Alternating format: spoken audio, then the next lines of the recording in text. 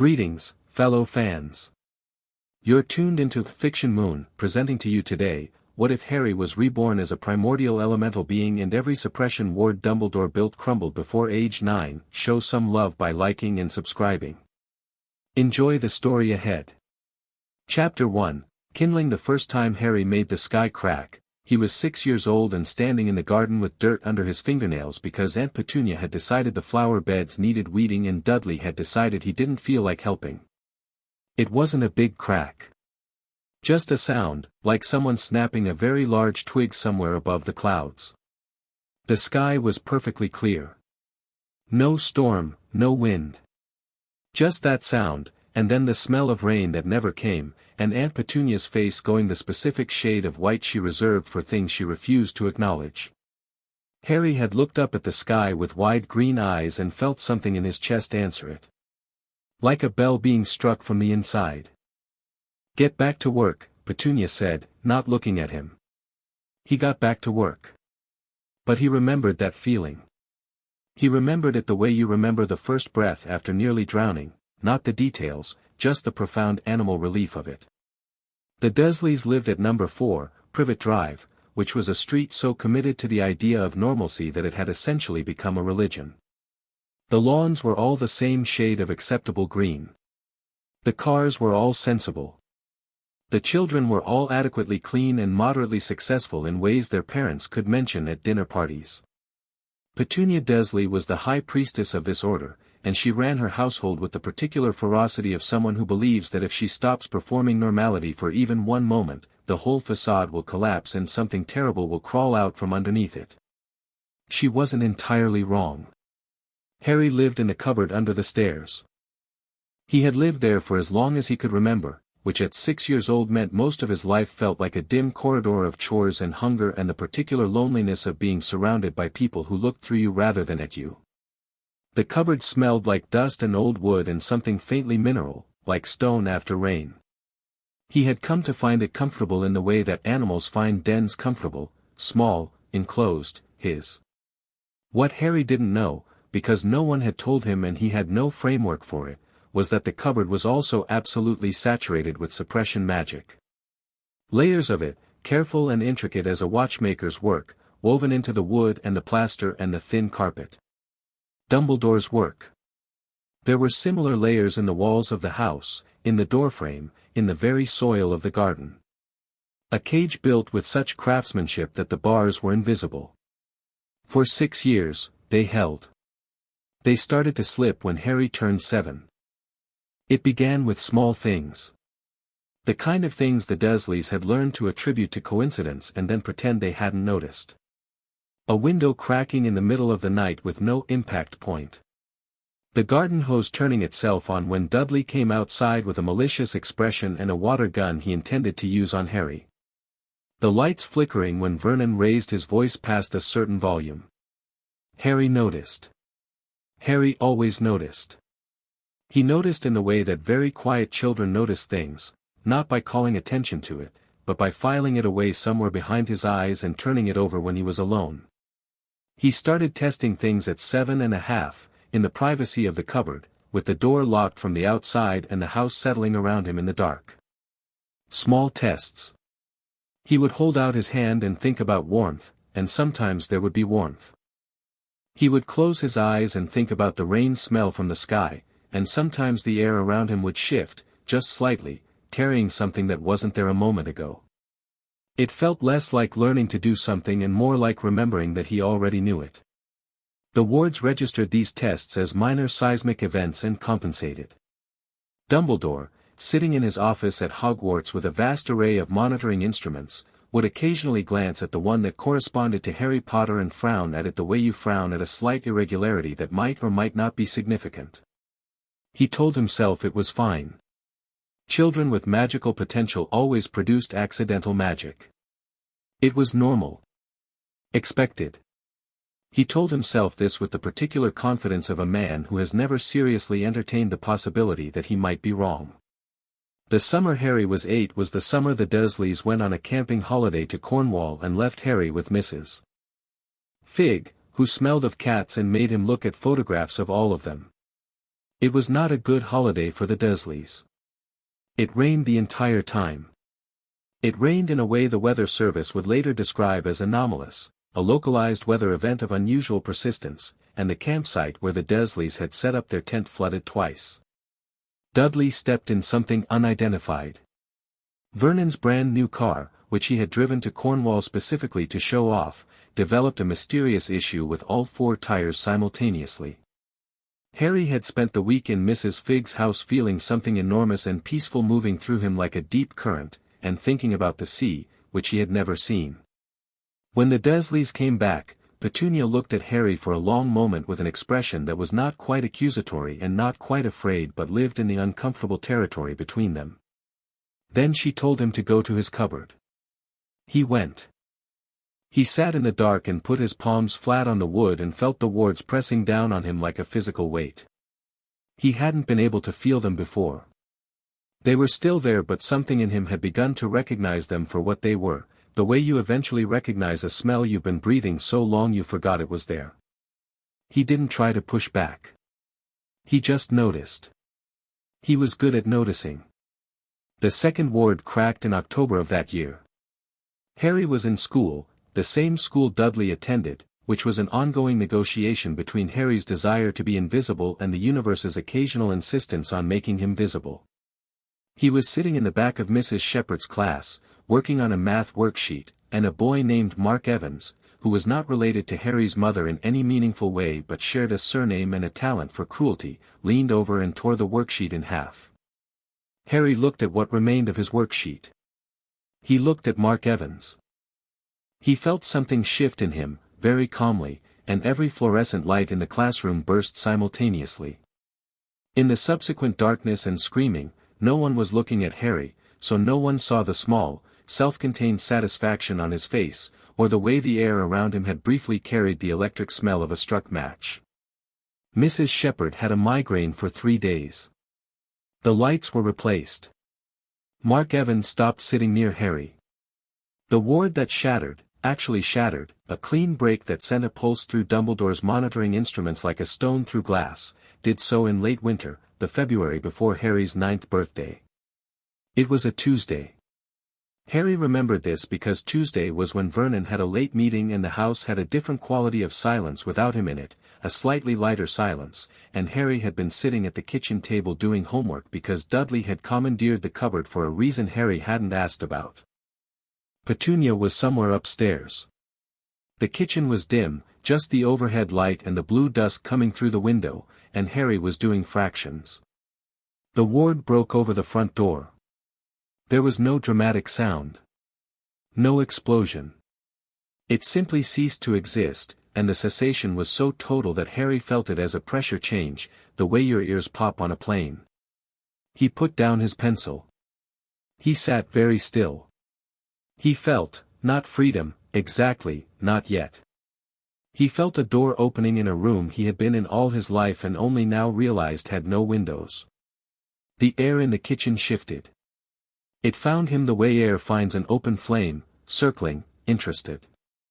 The light above the table steadied and then intensified, warm instead of fluorescent, and the shadow Harry cast against the wall was sharper than it had any right to be. In Hogwarts, something that had been dormant in Albus Dumbledore's most carefully watched instrument began to scream. He was at Harry's house within 4 hours, which was faster than he had ever moved in response to accidental magic and slightly slower than a man confident in his own preparations should probably have moved. He stood in front of number 4, Privet Drive, in his most Muggle-adjacent robes, and he felt the gap in his wards like a missing tooth. He rang the doorbell. Petunia answered. The look on her face when she saw him was a masterwork of competing emotions, relief and resentment and fear all fighting for space. "He's been quiet," she said immediately, before he could speak. "Nothing unusual." "He's been, may I come in?" She stepped aside. Harry was in the cupboard by then, door locked on the outside at Petunia's insistence, but he heard the doorbell, and he heard the voice that followed it, and he felt, this was new, this was interesting, he felt the shape of the magic the newcomer carried the way you feel body heat from someone standing close. Old magic. Very old. Arranged in careful, deliberate structures like the architecture of a cathedral. He pressed his palm against the cupboard door and waited. Dumbledore walked through the house with his senses extended, cataloging. The suppression structure was still mostly intact. 9 of 11 primary wards remained, which was statistically extraordinary for an 8-year-old producing accidental magic. He felt the gap where the second and now third wards had been like cold air through a crack in a wall. He stood outside the cupboard. He knocked, once, lightly. Silence. "Harry," he said. "My name is Dumbledore. I knew your parents." A pause. Then, from behind the door, "I know who you are." Dumbledore was quiet for a moment. The voice was even, unsurprised, and carried a quality he couldn't quite name. He had expected, he wasn't sure what he had expected. Curiosity, perhaps. The particular eager innocence of a child who has been living in a cage and suddenly hears someone speaking kindly. Not this. Not the calm of something very old looking out through very young eyes. "Do you?" he said pleasantly. "Who am I, then?" "Someone who put things in the walls of this house," Harry said. "You can feel when they break. That's why you came." Dumbledore looked at the door for a long moment. Then he said, quite carefully, "You felt the wards." "I've been feeling them for about a year." "They're in the garden too." "And the doorframe." "Yes." He paused. "Are you angry about them?" The question was honest. It surprised Harry enough that he was quiet for a moment, turning it over. "Not yet," he said. "I want to understand them first." Dumbledore recognized, in the way that very clever men eventually recognize things they have been avoiding, that he was not dealing with what he had prepared for. He had prepared for a child, a powerful child, certainly, a potentially volatile child, but a child. Someone he could guide. Someone he could gently steer toward the shape he needed. He was standing outside the cupboard of a boy who had felt magical structures woven by one of the most powerful wizards alive, diagnosed their nature, and tracked their decay. At 8 years old. Before receiving any magical education whatsoever. He smiled anyway. He was very good at smiling. "I'd like to talk with you, Harry. Somewhere more comfortable. Would you allow me to take you somewhere for tea?" A pause. "Will you tell me about my parents?" "Yes. Everything I'm able to." "Then yes." Petunia was in the hallway when Dumbledore opened the cupboard door. She had both hands clasped in front of her and her expression was the tight, controlled look she used for things she desperately wanted not to be happening. She looked at Harry as he emerged, thin, dark-haired, green-eyed, radiating something she had spent 8 years teaching herself not to see, and she looked at Dumbledore, and she said, "He'll need to be back by dinner." "Of course," Dumbledore said. Harry looked at his aunt for a moment. He didn't say anything. She didn't say anything. But something passed between them in that silence, some acknowledgement that they had both been living inside a pretense and the pretense was getting harder to maintain. "I'll be back," Harry said. Not a promise. Just a fact. They went to a tea shop in the village that was slightly less aggressively normal than the rest of Petunia's world. Dumbledore ordered for both of them with the ease of someone who had ordered tea in 1,000 different contexts. Harry sat across from him and looked at him with those green eyes and didn't fidget, which was unusual in an 8-year-old and slightly unnerving in context. Dumbledore told him about James and Lily, the real versions, the full versions, the ones with personality and humor and genuine love. Harry listened. His expression didn't perform grief but something moved behind his eyes, something private and deep. "Did they know?" Harry asked. "About the wards?" A small pause. "Your mother helped design the ones around the house. She believed they would protect you.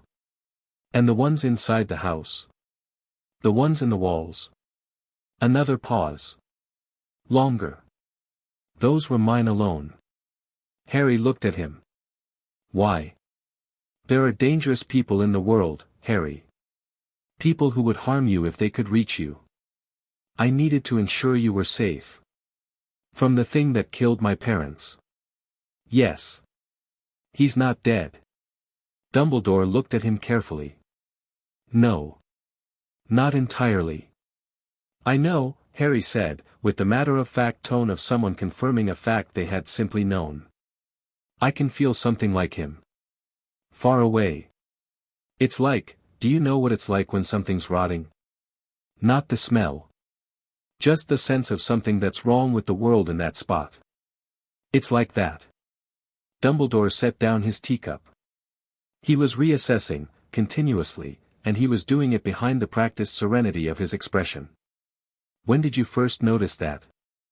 Last winter. It's faint. But it's there. What Dumbledore felt, sitting in that tea shop, was not quite fear and not quite awe. It was the specific discomfort of a man who has built an elaborate clock and is now sitting across from someone who can hear all the gears. He was also, and he would later be honest with himself about this, trying to determine whether any of his remaining suppression wards could be strengthened without Harry noticing. He decided, reluctantly, that the answer was probably no. You'll come to school, Dumbledore said. Hogwarts, when you're 11. You'll learn to use what you have. I've been learning, Harry said. On my own. What you'll learn at Hogwarts will be, more structured. Safer. Harry looked at him with an expression that was too old for his face and said, for who? Dumbledore drove him back to Privet Drive in a borrowed car he drove with the careful attention of someone who had never entirely trusted Muggle technology. They didn't speak much. When Harry got out, he said, in a tone of complete conversational neutrality, the ones in the garden are next. I'd take them out yourself, if I were you. It'll be tidier. He went inside. Dumbledore sat in the car for a moment and then took out his wand and spent 45 minutes carefully dismantling the garden wards, which collapsed before he finished anyway. After that, the remaining wards began to go faster. Not dramatically. Harry didn't tear them down. They simply couldn't hold. Like ice in spring, losing mass not through any single event but through the accumulated warmth of something that had decided it was done being cold. The 7th ward dissolved in April, during a rainstorm Harry had been watching from the kitchen window. He had been watching the rain the way he always watched it, with attention, with something that was almost recognition, and then he had reached out one hand and pressed his fingers against the glass, and the rain on the other side had changed direction. Just slightly. Just enough. The 8th went in May, and this one Petunia actually witnessed. She was in the garden and Harry was on the other side of the fence talking to a neighborhood cat that had taken to following him around, and she heard a sound like a very high note being cut off mid-ring and the air around her sun shimmered, just for a moment, like heat haze off summer asphalt. She stood very still. Harry kept talking to the cat. Harry, she said. He looked up. She looked at him. She really looked at him, the way she had been carefully not doing for 8 years, and what she saw was her sister's eyes and a face that was nothing like her sister's face, and behind those eyes something that Lily had carried too, that quality of depth, of something larger than the container it occupied. Lily had been charming and warm and easy to love, and Petunia had never been able to understand her, not really, not the parts that mattered. She was understanding, in a slow and terrible way, that she had made the same mistake twice. You must be hungry, she said, which was not what she meant at all. Come inside. He came inside. She made sandwiches.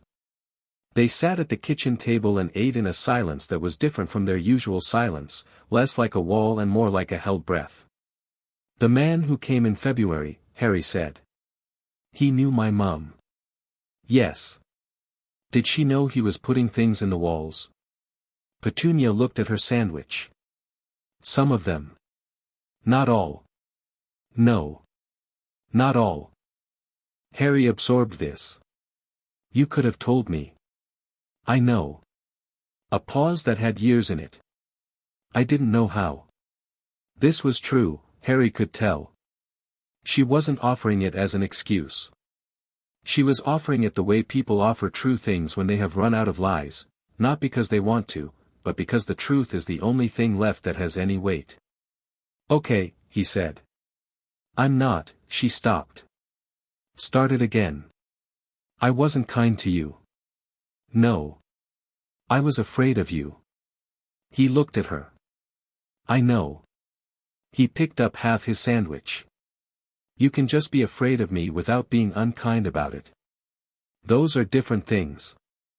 Petunia looked at her nephew, her sister's son, the boy she had tried to fold into a shape that would fit under the stairs, and felt something old and rigid in her chest make a sound remarkably similar to the ward's breaking. The last suppression ward went in June, 3 weeks before Harry's 9th birthday. It went in the garden, in the afternoon, while Vernon was at work and Dudley was at a friend's house and Petunia was inside and Harry was standing barefoot in the grass looking at the sky. He'd been feeling it all morning. The last one. It had an older architecture than the others, something built with not just skill but with desperation, layers within layers, and it had held the longest because it was tied not just to the house but to something in the blood, tied to the protection Lily Potter had built with her death, which Dumbledore had used as a foundation for everything else.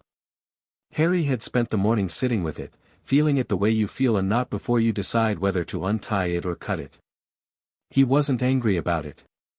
He'd moved through angry at 14 and come out the other side into something cooler and more certain. He was curious. He wanted to see what he was without it. At 2:17 in the afternoon, he breathed out. The ward dissolved. What came after was not an explosion. It wasn't dramatic in the visual sense. But the garden was suddenly different in the way a room is different when all the windows are opened at once. The air pressure changed. The temperature dropped 2 degrees and then rose 5. The grass under Harry's feet grew half an inch in 30 seconds and then stopped. Harry stood in the center of it and felt himself for the first time. He felt old. Not the oldness of years but the oldness of elements, the way fire is old, the way water is old, not because it has existed for a long time in one place but because it is a thing that exists in all times and all places simultaneously. He felt the ground under his feet and the ground under that and the bedrock under that and the molten mantle under that, all the way down to the iron heart of the world turning in its own ancient current. He felt the water in the air and in the pipes of the house and in the cells of his own body. He felt the heat of the sun not as warmth on his skin but as radiation, as particle and wave, as the fundamental physics of a star doing what stars do. He felt the wind before it arrived and when it came it moved through him rather than around him. He stood in the middle of his aunt's garden at 2:17 on a Thursday afternoon and he was 9 years old and something that had been buried for 9 years stretched out in all directions like a man standing up for the first time, and the sky above Privet Drive shifted from blue to a color that had no name, and every bird within half a mile went very quiet. In Hogwarts, Dumbledore's monitoring instrument did not scream this time. It simply ceased to function. The enchantments that ran it, which had been calibrated for a specific range of magical output, could not encompass what it was now reading, in the same way that a thermometer cannot tell you the temperature of the sun. He stood up from behind his desk and went to the window and looked north, toward Little Whinging, which he could not see from here but he could feel the direction of. He had the expression of a very good chess player who has just watched his opponent make a move that does not follow any game he has studied. "Ah," he said, very quietly. Then he went to his desk and began to write letters. Harry stood in the garden until the sky went back to its normal color, which took about 6 minutes. Then he went inside and washed his hands at the kitchen sink and sat down at the table and poured himself a glass of water from the tap. Petunia was standing in the doorway to the hallway. She had felt it too, in the way non-magical people sometimes feel things when the magical world rubs too close to theirs, as a physical sensation without a source, as a certainty without evidence. She had been standing there for 4 of the 6 minutes. "Are you all right?" she said. This was also not what she meant. What she meant was something much larger and more frightened, but, "Are you all right?" was the shape she could manage. Harry looked at his water. He looked at his hand around the glass. He was all right. He was better than all right. He felt like a window that has been painted shut for years and has finally been opened, and through the window the whole world was louder and brighter and more present than it had ever been. "Yes," he said. "I'm good." She came and sat across from him. She put her hands on the table, which she almost never did. She was always doing something with her hands, filling the silence with productivity. She just let them sit there. "What happens now?" she asked. "I'm not sure yet." He turned his water glass in his hands. "That man is going to come back." "Yes. He's going to want to talk to me again. He's going to want to arrange things." Petunia was quiet for a moment. "Then, he arranged things before.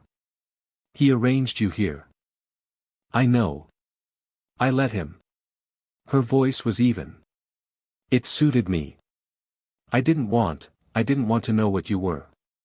It was easier not to know." Harry looked at her. "But you know now." "Yes."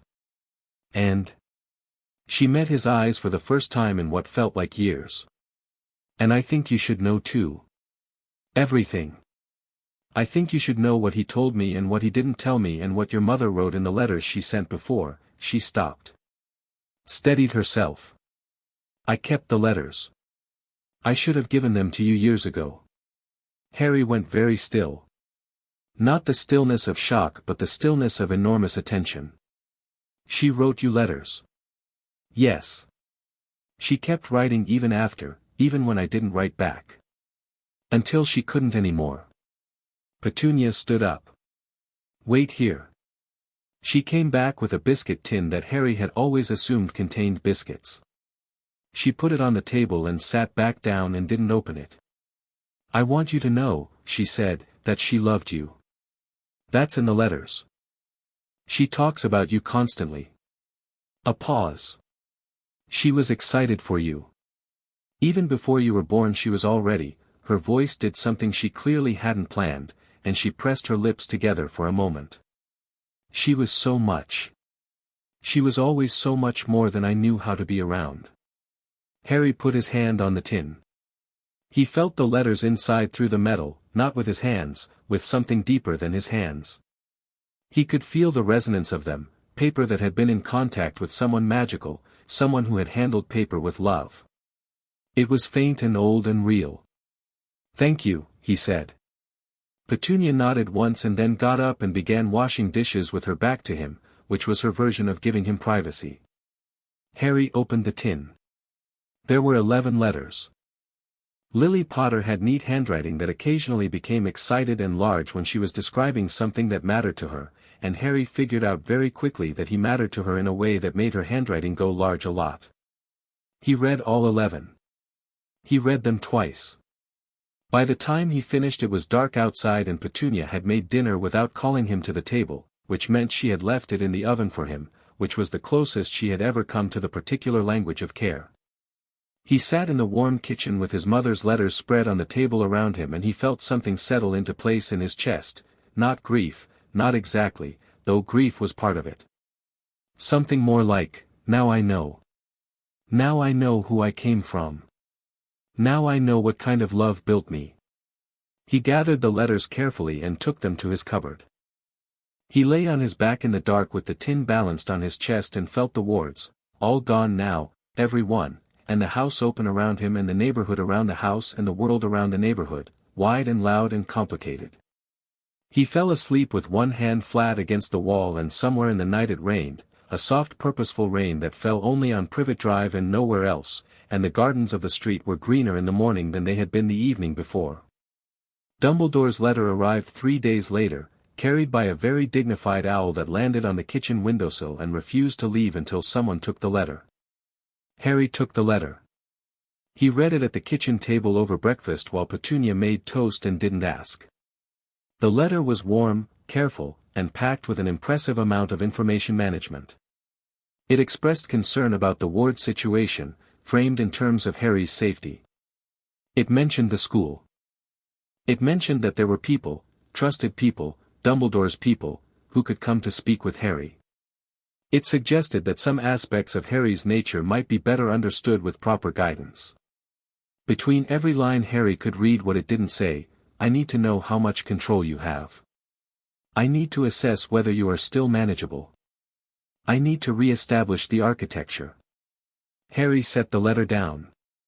He ate his toast. He thought for a moment. Then he wrote back, in a 9-year-old's handwriting that was neater than it had any right to be, on a piece of Petunia's personal stationery that had small flowers in the corner, "Dear Professor Dumbledore, thank you for your letter. I'm doing well. I'd be happy to talk when the time is right, probably when I start school. There's no urgency on my end. I've been perfectly safe. Regarding the wards, don't worry about rebuilding them. They wouldn't work now anyway."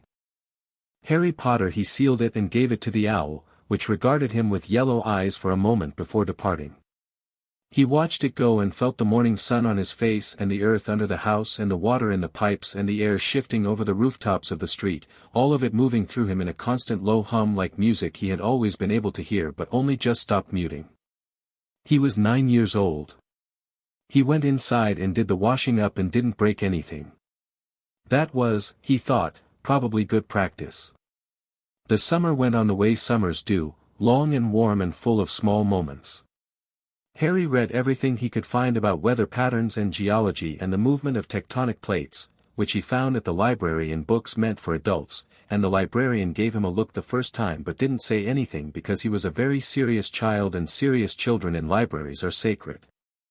He read about chemistry and about classical elements and about what medieval people had believed about the fundamental forces of the world before science gave them different words for the same things. He wasn't looking for explanations. He was looking for language. For ways to describe what he felt when the wind answered him or the ground hummed under his feet. He found some of it in earth science and some of it in mythology and some of it in a very old book about alchemy that someone had donated to the library that was actually not a metaphor at all. Dudley avoided him. This was a significant change. Dudley's previous relationship with Harry had been one of enthusiastic persecution, the satisfaction of a big fish in a small pond who has found an even smaller fish to torment. Now he looked at Harry the way his mother did, with the particular care of someone who has recalibrated their threat assessment and found it wanting. Harry didn't mind. Dudley's company had never been a comfort. Vernon came home one evening in August and looked at the kitchen table where Harry was drawing detailed diagrams of ocean current systems, because ocean currents were a form of the water element moving through a system and he wanted to understand the system, and Vernon opened his mouth to say something that would have been in keeping with his established character, and Harry looked up. He didn't do anything. He just looked up. Vernon went and watched television instead. Petunia noticed and said nothing, but the silence was different than it had been, less a holding of breath and more a careful neutrality, like a country that has decided war is too expensive and is investigating alternatives. In September she started leaving books on the kitchen counter. Not magical books, she didn't have those, but books she had kept from her own childhood, from before she had committed so fully to the performance of normality. A collection of Greek myths. A field guide to British birds. A book about rivers. She never mentioned she had left them. Harry never mentioned he had read them. But they began to talk at breakfast the way people talk when they've found something they can both look at together without it becoming a confrontation. It wasn't forgiveness. It wasn't even repair, not entirely. It was two people beginning, very carefully, to treat each other like people. When October came and the air went gold and cool and full of the smell of leaves, Harry was in the garden in the evening sometimes, sitting in the grass with his hands on the earth, not doing anything in particular. Just feeling the season changing. The trees knew about it before the calendar did. The birds knew. The particular quality of the light in late afternoon knew. Harry felt his 9th birthday arrive the way he felt weather arriving, from a distance, with a kind of readiness. He woke up on the morning of the 31st of July and lay in his cupboard. He had been offered Dudley's second bedroom but had declined, finding the familiar dimensions of the cupboard still more comfortable, more his, and he felt the year he had been turned into the year he would be, and he breathed through it like surfacing. Petunia made him a birthday breakfast. Not a cake. Not a party. But a real breakfast, full English, with orange juice, and she sat across from him while he ate it and said, very quietly, 9 years. 9 years, Harry agreed. You've been, she stopped. I don't know what you've been. I don't know what you are. Neither do I, he said. But I'm starting to. He ate some toast. I think that's enough for now. He felt the wind outside pick up and then calm, and the house was warm, and his mother's letters were in the tin in his cupboard, and somewhere to the north he could feel something old and dark and wrong still twitching in the world, but it was far away, and he was 9, and the eggs were excellent, and the morning was full of light. Chapter 2, What the Earth Remembers. The letter from Hogwarts arrived on Harry's 11th birthday, same as it did for every magical child in Britain, because Dumbledore was nothing if not a man who liked his systems to function normally even when nothing about a situation was normal.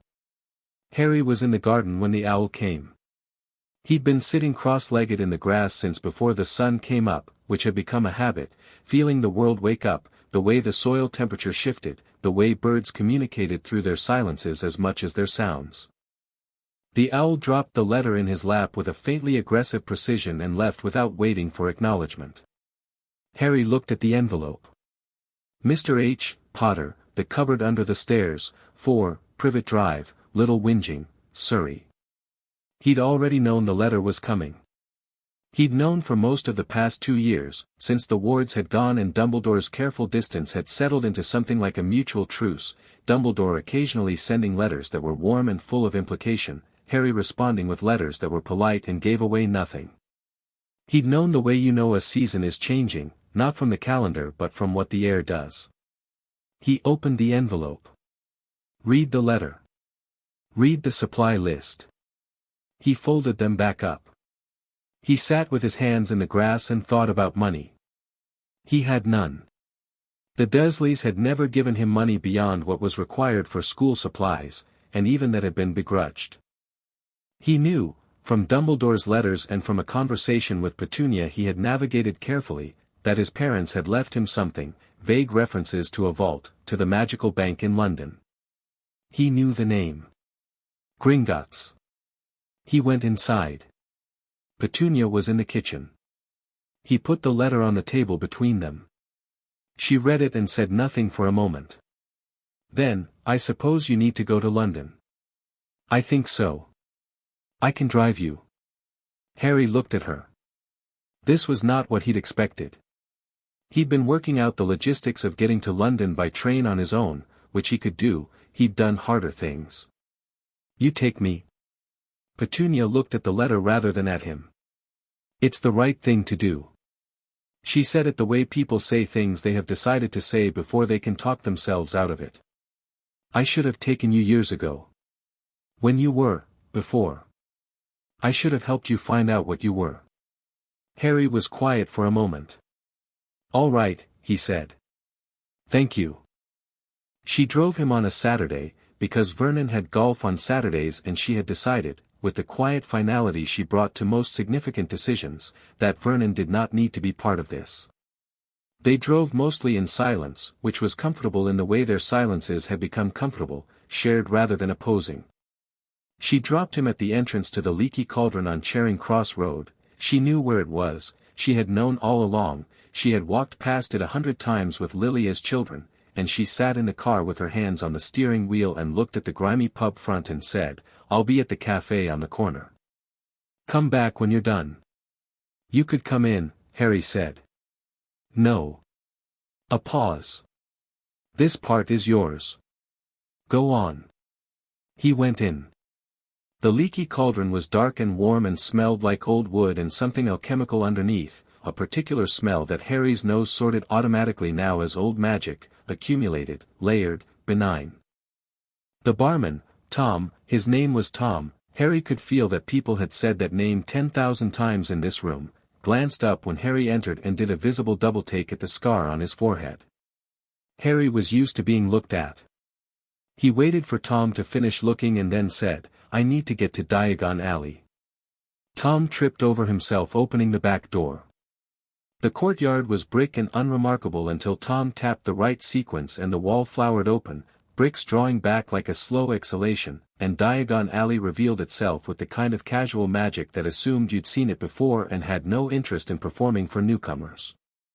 Harry stood at the entrance and felt it, the entire alley, a river of magic running under cobblestones worn smooth by 50 years of foot traffic, shop fronts crackling with low-level enchantments, people moving through it carrying magical signatures like fingerprints, each one distinct.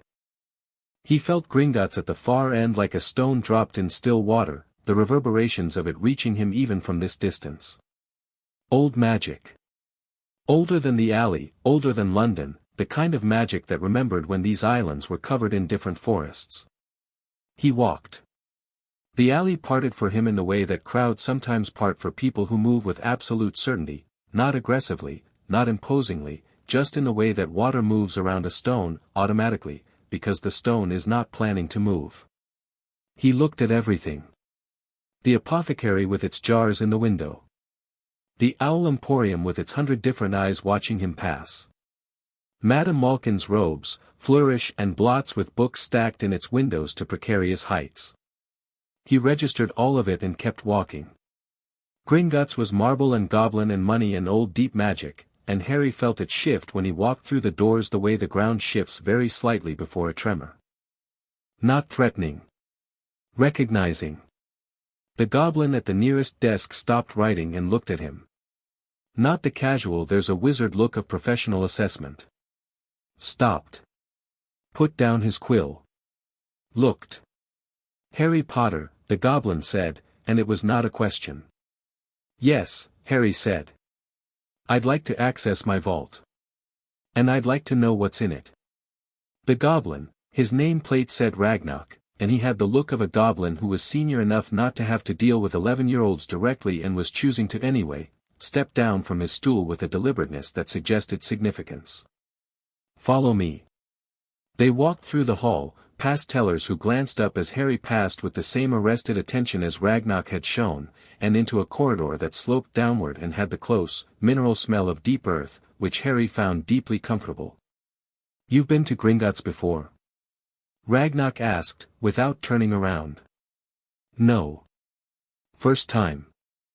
Then you don't know about the inheritance declaration. No. Ragnarok stopped at a door. He put his hand on it and it opened, not with a key but with some form of recognition Harry couldn't fully analyze yet. Inside was a small office, stone-walled, with a desk and 2 chairs and a device on the desk that looked like nothing so much as a bowl made of silver with runes worked into the rim. Sit, Ragnarok said. Harry sat. The goblin sat across from him. He was quiet for a moment, studying Harry the way someone studies a map before a long journey. There are things you don't know, he said finally. The Potter Vault is yours, that's straightforward. But there are other holdings. The Gringotts Charter requires that we notify the rightful heir of all holdings upon their first visit. Other holdings, Harry said. The Potter Vault was established 3 generations ago. It contains liquid assets, property deeds, and several heirlooms. Ragnarok paused. There is also the Peveril inheritance, which is considerably older and has not been accessed in approximately 2 centuries. And there is a third account, not exactly a vault, which was flagged when you entered the building. Harry was quiet. What kind of account is flagged on entry? The goblin looked at him steadily. The kind that responds to what the holder is rather than who they are. Harry felt the silver bowl on the desk very acutely, suddenly, the same way he felt weather coming, with all the hair on his arms standing up. What would I need to do? He asked. Ragnarok lifted the bowl and placed it between them.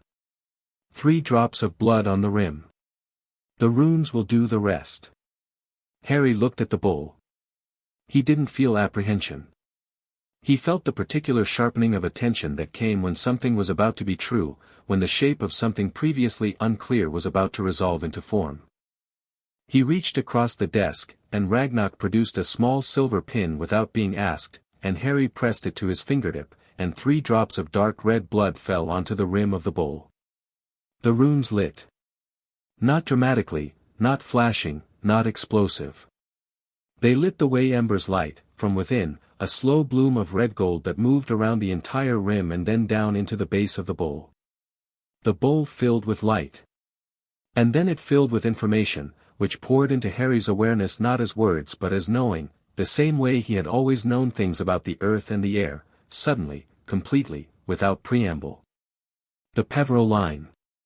The Ignotus Peveril line specifically, youngest of the three brothers, the one who had greeted death as an old friend, and death had, Harry felt this rather than thought it, death had taken an interest in the bloodline. In what the bloodline might eventually produce. Patient, the way stone is patient, the way deep water is patient. And here was what the blood declared, not a Potter, not exactly. Not even a Peveril, not exactly. Something those lines had been building toward across 17 generations, the way a river builds toward the sea, not with intention but with gravity.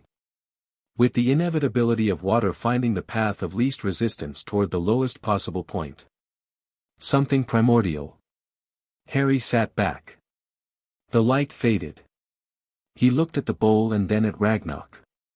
The goblin was watching him with an expression that was not surprise.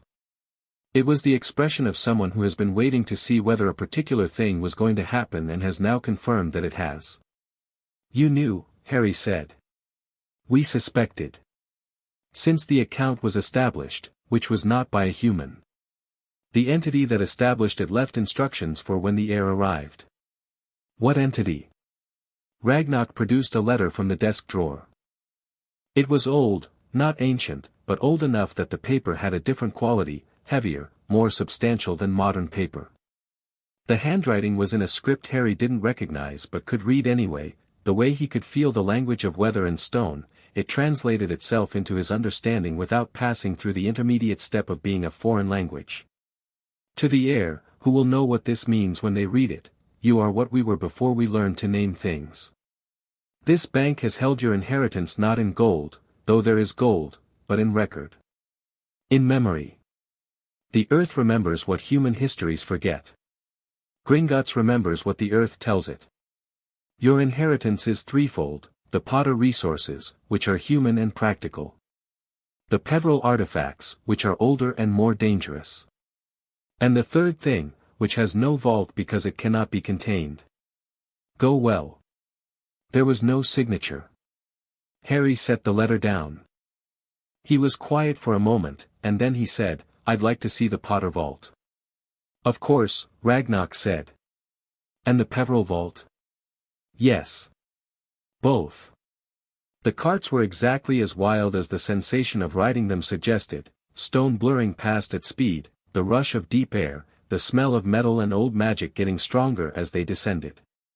Harry sat in the cart and felt the rock around them and the other vaults they passed as distinct shapes, distinct weights of accumulated value, and the whole underground system of it was extraordinary, an architecture of trust built literally into the bones of the city. The Potter vault was substantial without being obscene. Piles of galleons, a selection of family heirlooms including a ring Harry could feel the echo of his father in, some books, some documents.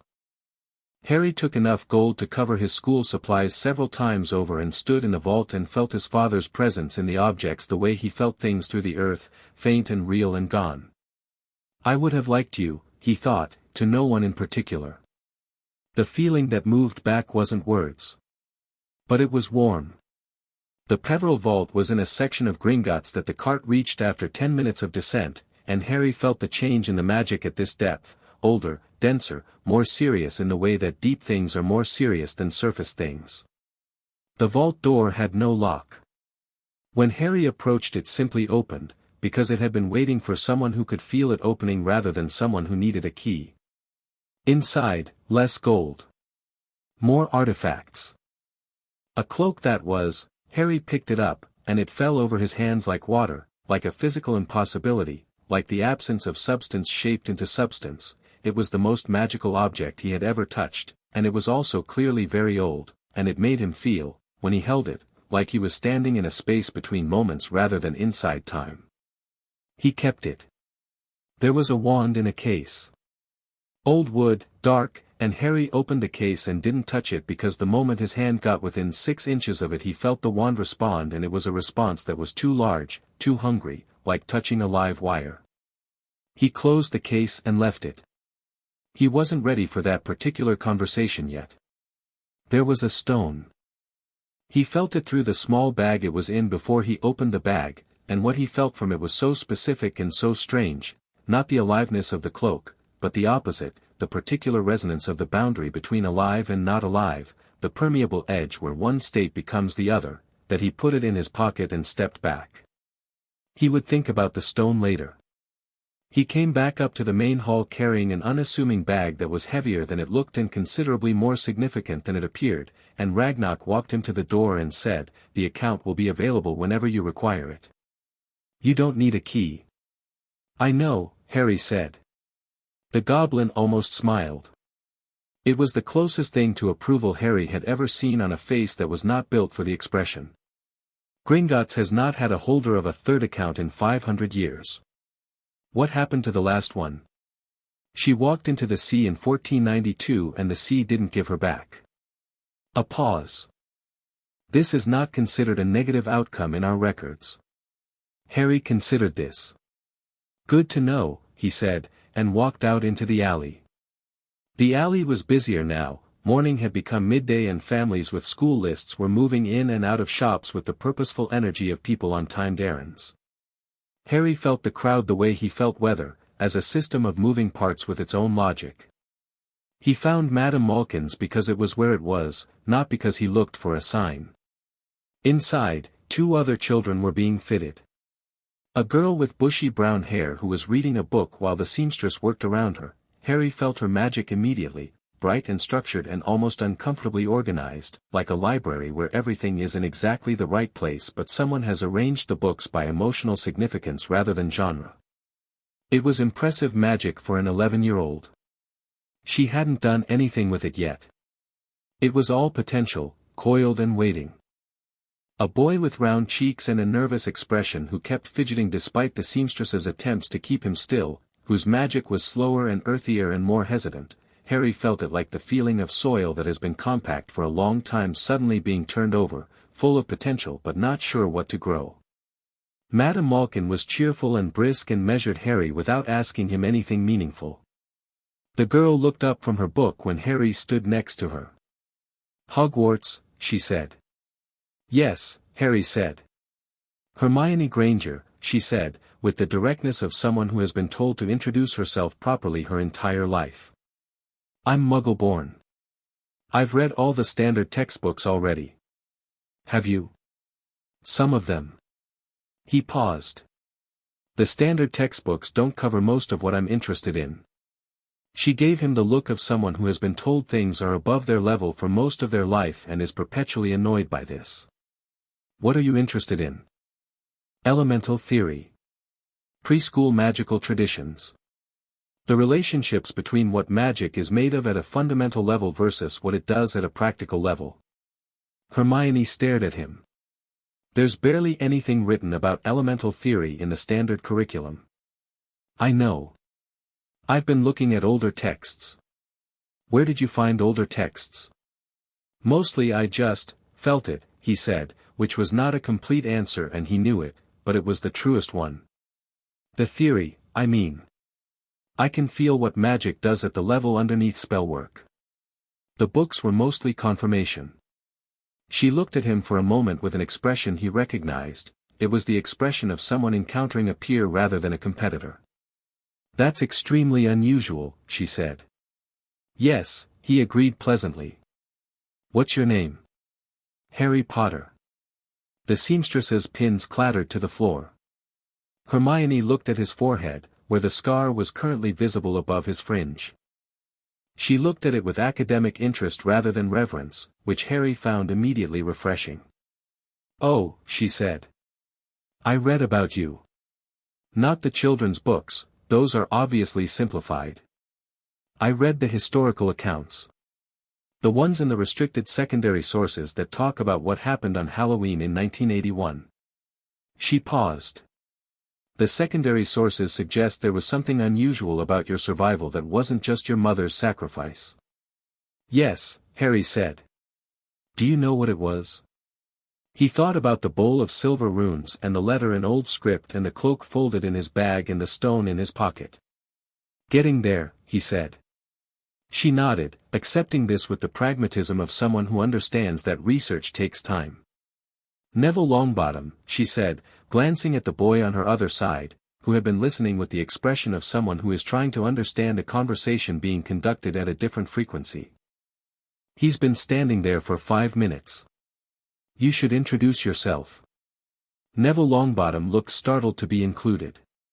He was the kind of boy, Harry felt immediately, who had spent most of his life being on the edges of things rather than inside them, not quite brave enough, not quite clever enough, not quite magical enough in the ways that other people were measuring. But his magic was real and deep and stubborn, the way things that grow slowly are more stubborn than things that grow fast. He just hadn't been told that yet. Hi, Neville said.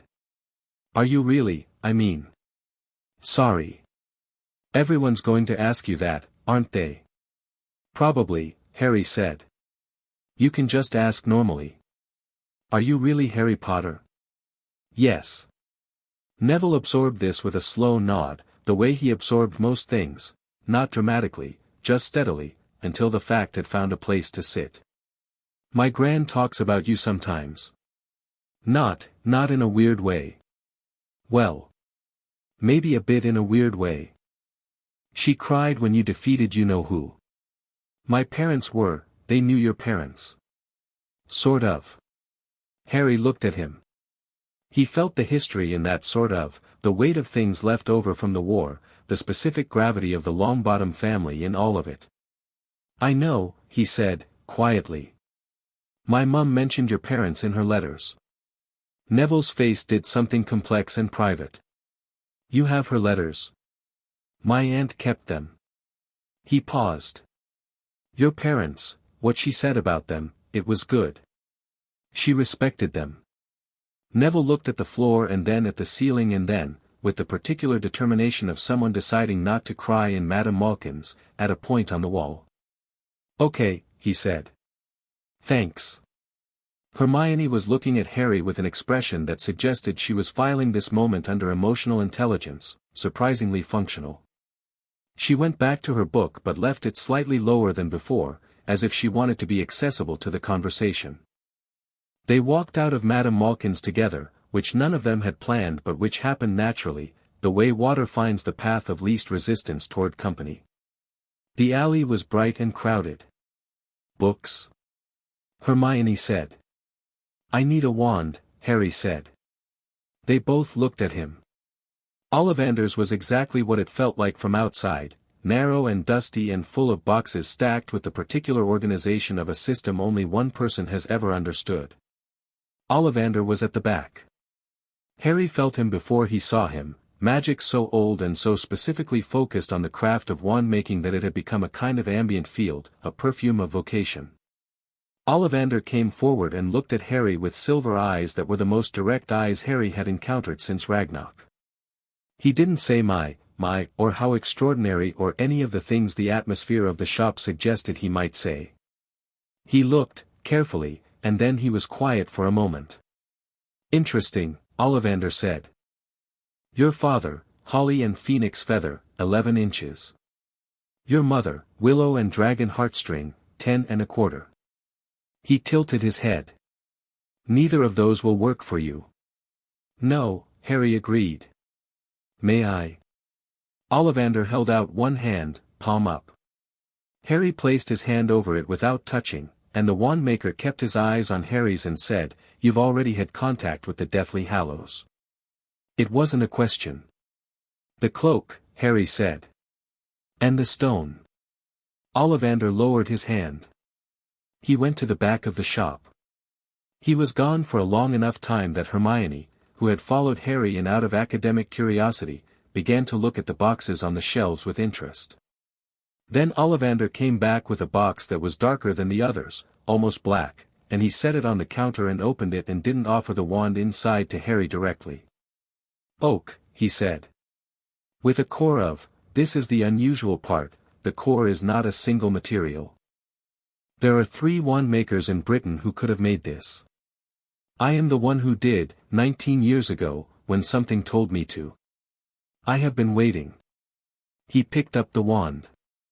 It was dark wood, almost the color of deep water, and its surface had the quality of something that had been shaped rather than carved, as if the wood had agreed to this form rather than been forced into it. Harry took it. The alley outside went quiet. Not fully quiet, there were still people talking, still carts and owls and the general noise of a magical marketplace. But there was a quality to the moment, a suspended beat, as if the world had paused to note something in a ledger. Harry felt the wand as an extension of what he already was, not a tool, not a conduit, but a recognition. The way a word, when you finally find it, makes the feeling you've been carrying suddenly coherent. The 3-part core resonated with him at 3 frequencies, the deep earth resonance of dragon bone, the aerial frequency of griffin feather, and something else, old and fundamental, that Ollivander had sourced from somewhere he didn't specify and Harry didn't ask. It chose you a long time ago, Ollivander said, which was not how wand lore was supposed to work and both of them knew it. How much? Harry asked. 7 galleons. A pause. No charge for the waiting. He bought it. He also, at Hermione's insistence, bought all his school books from Flourish and Blots, plus 4 additional texts she suggested with the authority of someone who has done extensive pre-reading. He bought a standard cauldron and a set of scales and the basic equipment, not because he needed them to interact with magic but because he needed them to interact with school, which was a different requirement. He also bought an owl, a tawny one with orange eyes who regarded him from her perch with the calm self-possession of a creature that has decided Harry is worth watching. He named her Meridian, because she had that quality of fixed points and reliable navigation. The 3 of them ended up at the same table in a small café at the edge of the alley, which none of them had planned. Neville had bought a book about magical plants with the focused attention of someone who has finally found the specific area where they feel competent. Hermione was reorganizing her purchased books in order of anticipated relevance. "Can I ask you something?" Neville said to Harry, with the careful diplomacy of someone who has been told his questions are often inappropriate. "Yes. In Madame Malkin's. You said you can feel what magic does at a fundamental level. What does that mean?" Harry thought about how to say it. "You know how you can feel heat from a fire? Without touching it. You can feel it on your skin before you're anywhere near the fire itself. Yeah. Magic is like that for me. I can feel it the way you feel heat, from a distance, through other things, in degrees. I don't have to touch it or cast it to know it's there and what it's doing." Neville looked at his plant book and then at Harry. "Is that normal?" "Apparently not. Does it bother you?" Harry looked at the alley outside the café window. The movement of people through it, each one carrying their own particular signature, their own frequency. The ancient magic of the street under the cobblestones. The deep Gringotts resonance from the far end. All of it layered and present and talking to him constantly, not loudly, just there, the way your own heartbeat is there. "No," he said honestly. "It feels like the most normal thing about me." Hermione looked up from her book reorganization. "Have you been tested? Formally?" "At Hogwarts before school starts, there are sometimes assessments for unusual magical configurations." "No. Dumbledore suggested it." I said no. Both of them looked at him. Saying no to Dumbledore was apparently something that required processing. "Why?" Hermione asked. "Because an assessment designed by someone who has spent 9 years trying to limit what I can do is not an assessment I trust." He said it the way he said most things, flatly, without heat, just as a fact. Dumbledore is very intelligent and he spent a lot of time thinking about what's good for Britain. I respect that. But I'm not going to let him decide what I'm supposed to be before I've had a chance to figure it out myself. Hermione was quiet for a moment. Then, "That's actually a very sophisticated position." "I'm 11, Harry said. Not 5. Neville laughed, sudden and real, and then looked surprised at himself for doing it. Harry smiled at him, and Neville went slightly pink and looked at his plant book. The afternoon moved through September light and the alley was golden around them. Harry felt the day settling into itself, the particular quality of a day where several things that were going to matter had just begun. He felt Hermione next to him, brilliant and determined and lonely in the specific way that very intelligent people are lonely when they've spent too much time in their own heads. He felt Neville, genuine and careful, carrying something heavy that he wore so habitually he'd forgotten it wasn't just how everyone felt. He thought, these two. These are the ones who will matter. Not because of destiny or prophecy or the architecture of some larger story. Just because they were real, in the way that very few people are immediately, obviously real, present in a way that made the world around them more substantial rather than less. He paid for the tea without being asked, he had a bag full of galleons and they did not, and left a tip that surprised the waitress. The owl Meridian, in her cage, clicked her beak at him as he lifted her. "Don't start," he told her. She clicked again. He carried her out of the alley and back through the leaky cauldron and out onto Charing Cross Road, where the Muggle world continued doing what the Muggle world does, entirely unaware that three children who were going to matter quite a lot had just found each other over tea and books. Petunia's car was at the corner. She was in the cafe. When Harry came in she looked at the owl and the bags and the wand case visible at the top of the largest bag and said, "Are you ready?" "Yes," he said. "Did you find what you needed?" He thought about the cloak in his bag and the stone in his pocket and the wand that had been waiting for him and the inheritance that had no vault because it couldn't be contained. He thought about Hermione's organized brilliance and Neville's slow-growing certainty and the way the alley had felt like recognizing something he'd never been told about but somehow always known. "Yes," he said. She drove him home. The radio played something quiet. The day went gold outside the car windows and Harry held the cage with Meridian in his lap and felt England under the car, the deep chalk geology of the south, the clay and flint, the old river paths running below the modern roads. A country built on layers, each one a different century's certainty about what things were and how they worked. He was going to Hogwarts in a month. He thought about Dumbledore's careful architecture and the school built at the end of a long train journey and a world full of people who had already decided what Harry Potter was. He was looking forward to the conversations. When they got back to Privet Drive, Petunia sat in the car for a moment after turning off the engine. Then she said, "Your mother would have been very excited about today." Harry looked at the house. "I know. She used to describe Diagon Alley to me like it was the most wonderful place in the world." A pause. "I told her she was being ridiculous." Was she? Petunia considered this with the serious attention she had started applying to questions she'd previously refused to engage with. "No," she said. She wasn't. Harry took the owl and the bags inside. He set up Meridian in his room, the actual bedroom, the one with the window, that he had finally accepted the month before when the cupboard had begun to feel too small, which he recognized as growth even if he was slightly nostalgic about the close dark of his original space. He put the cloak in the trunk at the foot of the bed. He took the stone out of his pocket and held it for a moment. He felt its particular resonance, not dark, not threatening, just liminal, an object that existed at the edge of a transition rather than in the middle of any single state. He put it in the trunk with the cloak. Then he sat on his bed and took out parchment and a quill. He was adjusting to the particular drag of quill on parchment, which was not as efficient as a pen but had its own logic, and wrote a letter. "Dear Professor Dumbledore, I've been to Diagon Alley today. I have everything I need for school. I'm looking forward to starting. I thought you should know that I visited Gringotts. They were very helpful." Harry he sent it with Meridian, who departed from the windowsill with the quiet efficiency of an owl who takes her job seriously. He lay back on his bed and looked at the ceiling and felt the whole world humming around him, earth and air and water and fire and that fifth thing, the unnamed thing, the primordial thing that ran under all of them the way the deep current runs under the surface of the ocean, and thought about what it would be like to walk through doors that had been waiting for him his whole life and not be afraid of what came next. He wasn't afraid.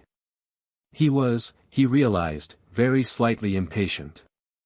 The month until September the 1st was the longest month of his life. Chapter 3, First Contact. King's Cross on the 1st of September was exactly the kind of controlled chaos that Harry had come to find interesting rather than overwhelming, thousands of people moving through a space with individual purposes that collectively formed a pattern, like weather.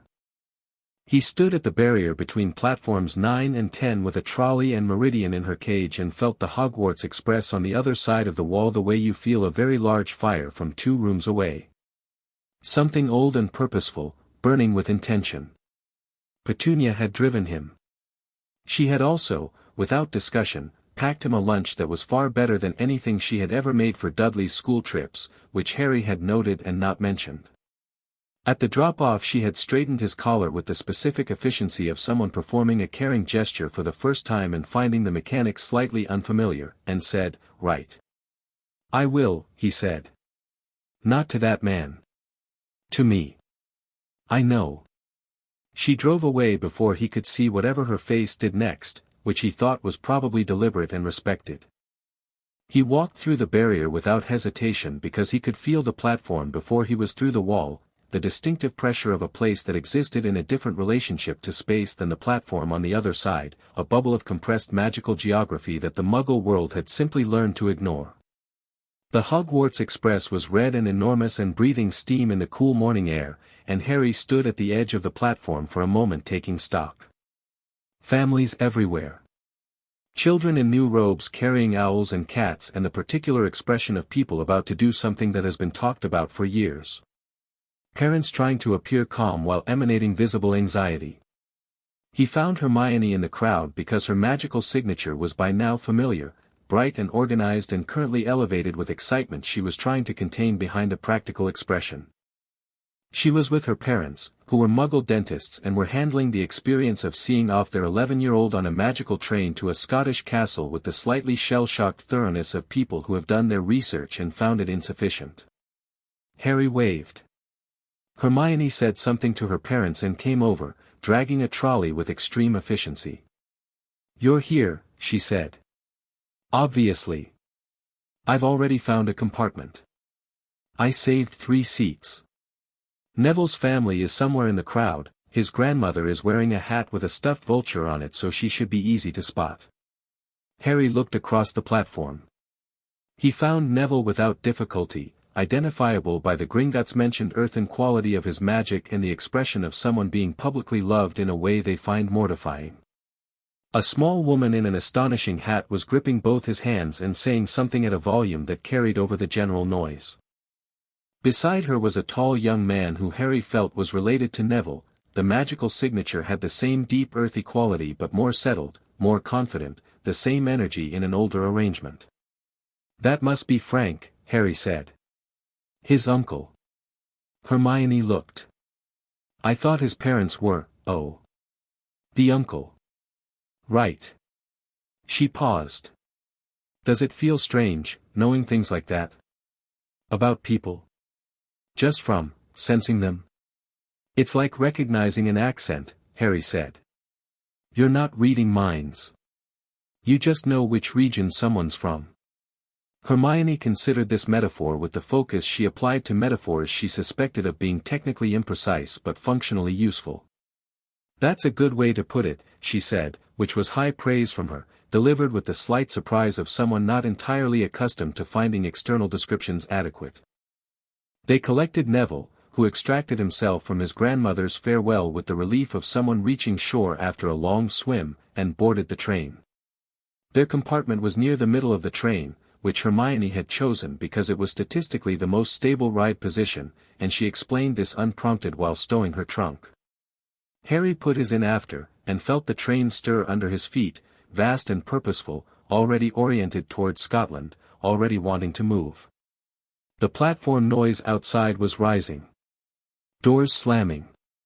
Final goodbyes. Through the window Harry watched a family of redheads in a cluster, large, loud, deeply comfortable with each other, a father who moved through the crowd with calm authority, a mother holding a handkerchief and using it, twins who appeared to be running a commentary on the general event for their own entertainment. A girl, youngest of them, watching everything with the alert attention of someone logging it all for later use. One of them, a boy his age with the family's red hair and a look of first-time nervousness, knocked on the compartment door and slid it open. "Sorry, everywhere else is full, can we?" "Yes," Harry said. The boy came in. Then he stopped, because he had properly looked at Harry, specifically at the scar on Harry's forehead. Are you, Harry Potter?" "Yes." "Sit down." The boy sat, with the slightly dazed quality of someone whose brain is processing information faster than their composure can manage. "I'm Ron. Ron Weasley." "Neville Longbottom," Neville said. "Hermione Granger," Hermione said, already reading. Ron Weasley looked around the compartment and settled himself in the way that people from large families settle themselves, efficiently, without requiring much space, accustomed to fitting into the available territory. His magic was warm and impulsive and had the feeling of something frequently expressed but not always controlled, like a fire that burns bright and irregular. He was, Harry thought, someone who would be much better in motion than in stillness. "My brothers say Hogwarts is brilliant," Ron said. "They were right about the train, at least. It's massive." "Have you been on it before?" Neville asked. "No, but all my brothers have. Fred and George are in third year, Percy's a prefect, and Bill and Charlie have already left." He looked at Harry with the slightly complicated expression of someone who has been told something is legendary and is now trying to reconcile the legend with the actual person sitting in front of him, who appears to be eating a ham sandwich. "Do you actually, is it true the scar?" "Yes to everything," Harry said. "The scar happened. Voldemort did it. He's not fully gone. You don't have to call him you-know-who, it's his name." Ron winced at the name. Then he looked at Harry's calmness and appeared to decide that if Harry was calm about it, it would cost him something in dignity to continue flinching. "Right," he said. "Okay." Hermione looked up from her book. "Has he actually said Voldemort out loud before?" she asked Harry, as if Ron were not present. "Just now," Harry said. "That was involuntary," Ron clarified. The train moved. Harry felt it through his feet, the initial great mechanical shudder of something enormous beginning to move, and then the gathering momentum, and then the smooth purposeful speed of a journey that knew its destination. He looked out the window as London fell away into suburbs and then countryside, and he felt England passing under the train the way he had felt it under the car with Petunia, geological layer by layer, the deep memory of the land. The afternoon passed in conversation. Ron told them about the Weasley family and Hogwarts history and Quidditch with the unbothered generosity of someone who has never questioned whether their interests are worth sharing. Neville talked about herbology with increasing animation as Ron turned out to have a genuine interest in plants from growing up in the Burrows garden, and their conversation became detailed and specific and somewhat left behind the others, which both of them seemed to find agreeable. Hermione read until Harry asked her what she was reading, at which point she put the book down with barely concealed relief and talked for 30 minutes about the history of Hogwarts founding in a way that had clearly been waiting for an audience. Harry listened to all of it. He ate the lunch Petunia had packed. He felt the landscape change as they moved north, the geology shifting, older stone coming closer to the surface, the deep magnetic quality of ancient land that had not been as thoroughly overwritten by human activity as the south. Scotland ahead of them like something he already knew the shape of. When dusk came and they changed into robes, Ron produced an enormous amount of sweets from somewhere in his trunk, distributing them with the expansive generosity of someone who has learned that sharing is more efficient than not sharing in a household of 7 children. Harry ate Bertie Bott's every flavor beans with the careful attention of someone cataloging information, which made Hermione laugh when she noticed. "You're analyzing the beans," she said. "I want to know what the flavors are before I eat them." "You can't know before you try them. That's the entire point." "I can feel what they taste like before I eat them," he said, which settled that debate in a way that made Ron stare. "You can feel what sweets taste like before you eat them," Ron repeated. "Approximately. What's that one?" Ron pointed to a green bean. Harry held it. Grass. Ron took it. Chewed. Made a face. Grass. Hermione looked at Harry with the expression she had developed for moments when he did something that fell outside the explanatory framework she was constructing for him, not alarmed, just noting that the framework needed adjustment. She had been adjusting it fairly regularly since Diagon Alley. The train arrived at Hogsmeade Station in full dark, lanterns swaying on poles above the platform and the air carrying the particular cold of Scottish autumn that was entirely different from Surrey autumn, older, more serious, with the smell of pine and deep water underneath it. And above the trees, lit from below by what must have been hundreds of candles inside, Hogwarts. Harry looked at it across the lake and felt it. He had expected to feel it. He had known, from everything he'd read and everything he'd sensed, that Hogwarts was more than a school in the same way the ocean is more than a large body of water. It was a system, ancient and self-organizing, with a kind of structural consciousness that emerged from 1,000 years of accumulated magic the way consciousness sometimes seems to emerge from complexity. What he hadn't expected was for it to feel him back. He was standing in the boats, the small fleet of them that carried the first years across the lake, one giant man named Hagrid coordinating with the easy authority of someone who has done this many times and finds it genuinely enjoyable, and the castle was getting larger as they crossed, and Harry felt the castle's awareness pass over him like a hand testing water temperature. Checking. And then it recognized him. Not as Harry Potter. Not as the boy who lived. As something it had been built near, not built for. The castle predated any awareness of what Harry was, but built near, in the same landscape, over the same geological formations, drawing from the same old deep magic, and now here was something that resonated with the bones of the place and the castle noticed. The lake rippled outward from their boat. Hermione, beside him, grabbed the side of the boat. What was that? The castle, Harry said.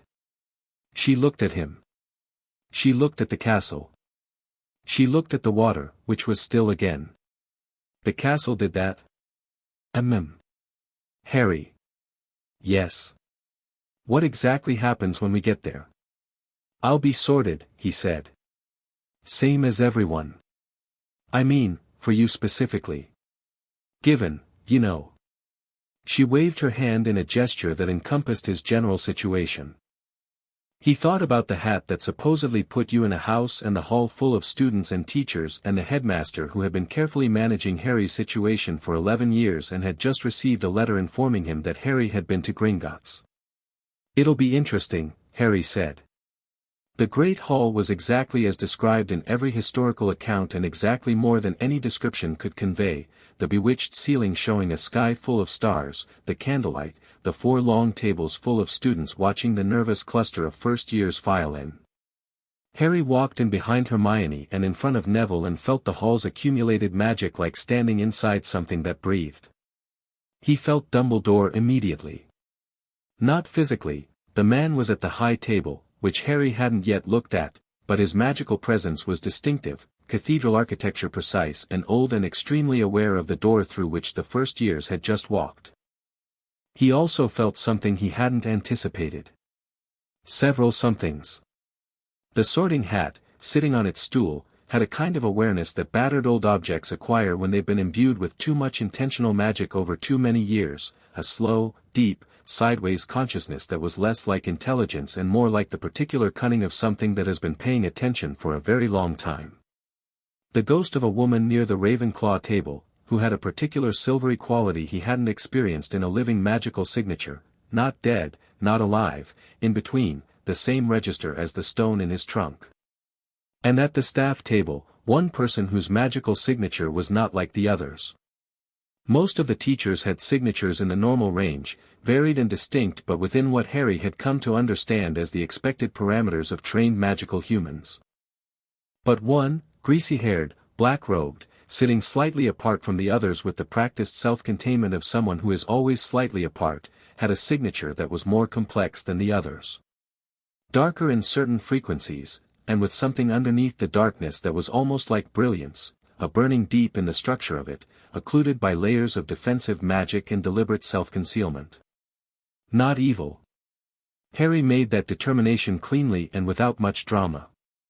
Not evil, but wounded in a specific way that had calcified into a kind of weaponized pain. Complicated. Significant. He filed it away. Professor McGonagall was talking about the sorting. Harry listened with half his attention and kept the other half on the room, reading it the way he read landscapes. Then McGonagall said, "Potter, Harry." Every head in the hall turned. Harry walked to the stool. He sat. He felt McGonagall lower the hat onto his head and thought, clearly, "Hello." The hat made a sound inside his head that was not quite words. More like the sound of something very old being surprised, which was itself a surprising sound.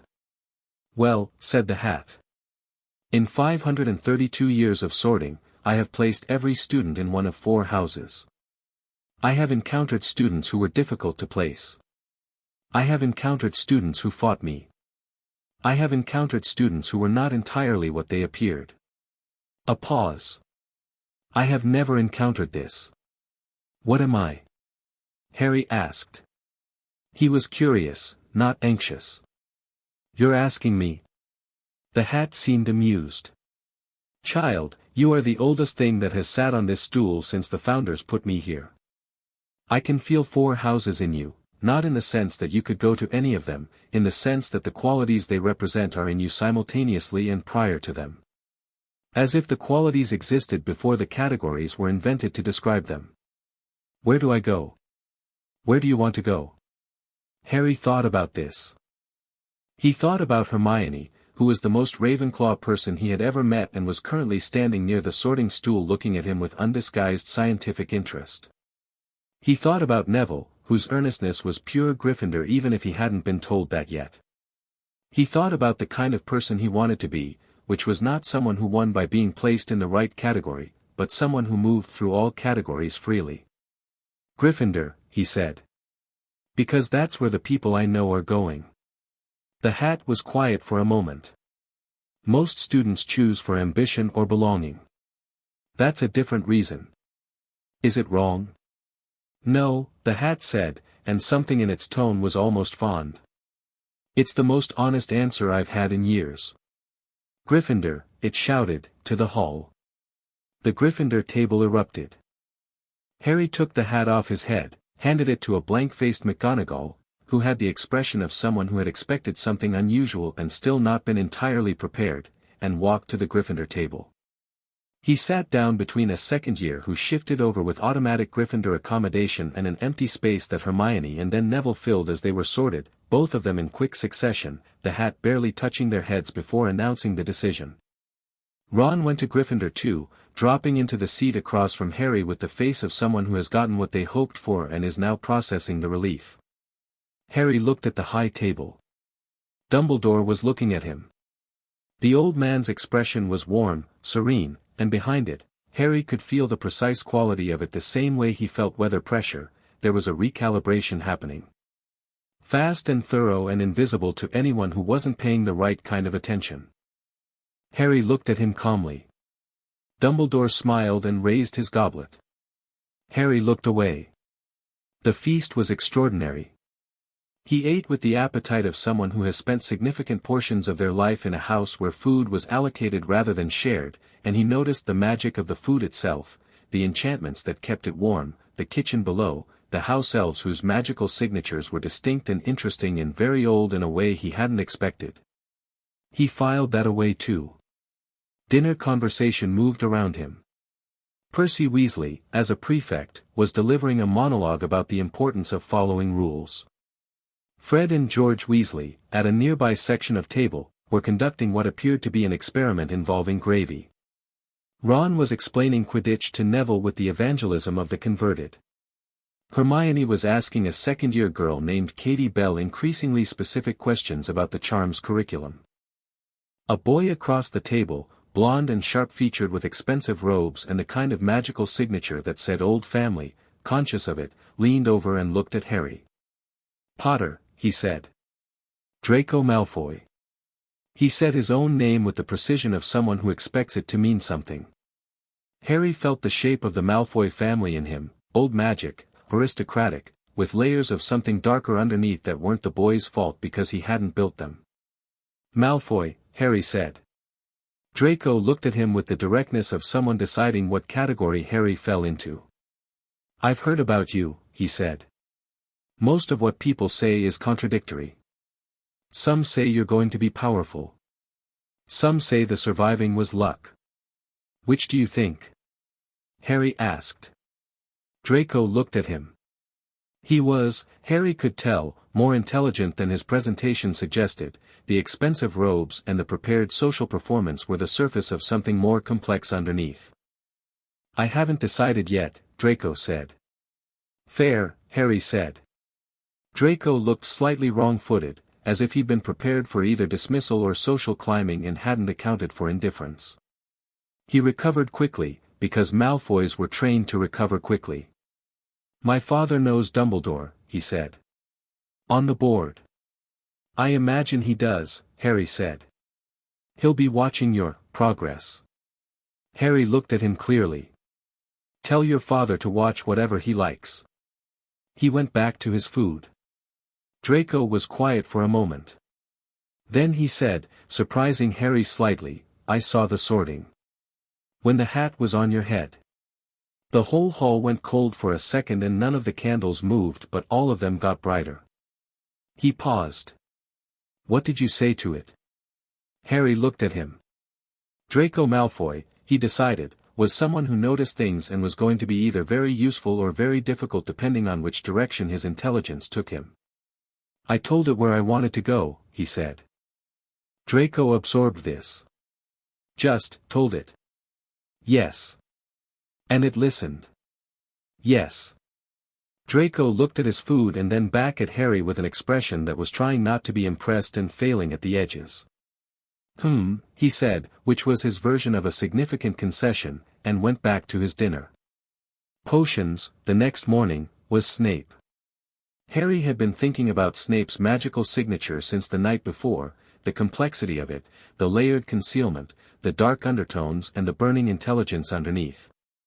He walked into the dungeon classroom with the rest of the Gryffindors and felt the room's particular magic, cold and mineral, the smell of preserved ingredients, the hiss of flames under cauldrons, and Snape himself standing at the front with the self-possession of a man in his natural environment. Snape's eyes found Harry immediately and with a directness that had history in it, which Harry noted. Complicated history. Some of it was about Harry's father, he could tell, there was a specific quality to how the look landed. But there was something else too, something fresher and more alert in it, something that suggested Snape had been given information about last night and was deciding what to do with it. Potter, Snape said, as he called the register. He said everyone else's name with uniform precision. He said Harry's with a slight pause before it, like a musician landing on a note they're not certain is in the right key. Here, Harry said. Potions was, as a discipline, something Harry found genuinely interesting, the application of chemistry to magical principles, the way a physical process could catalyze a magical reaction, the deep relationship between material and intention. He had read the textbook. He had also read 3 more advanced texts and some alchemical theory that he was aware predated the modern discipline by several centuries. Snape's introduction to the subject was excellent. Objectively, technically excellent, he had an extraordinary command of the material and explained the foundations of potion-making with the exactness of someone who understood why every detail mattered.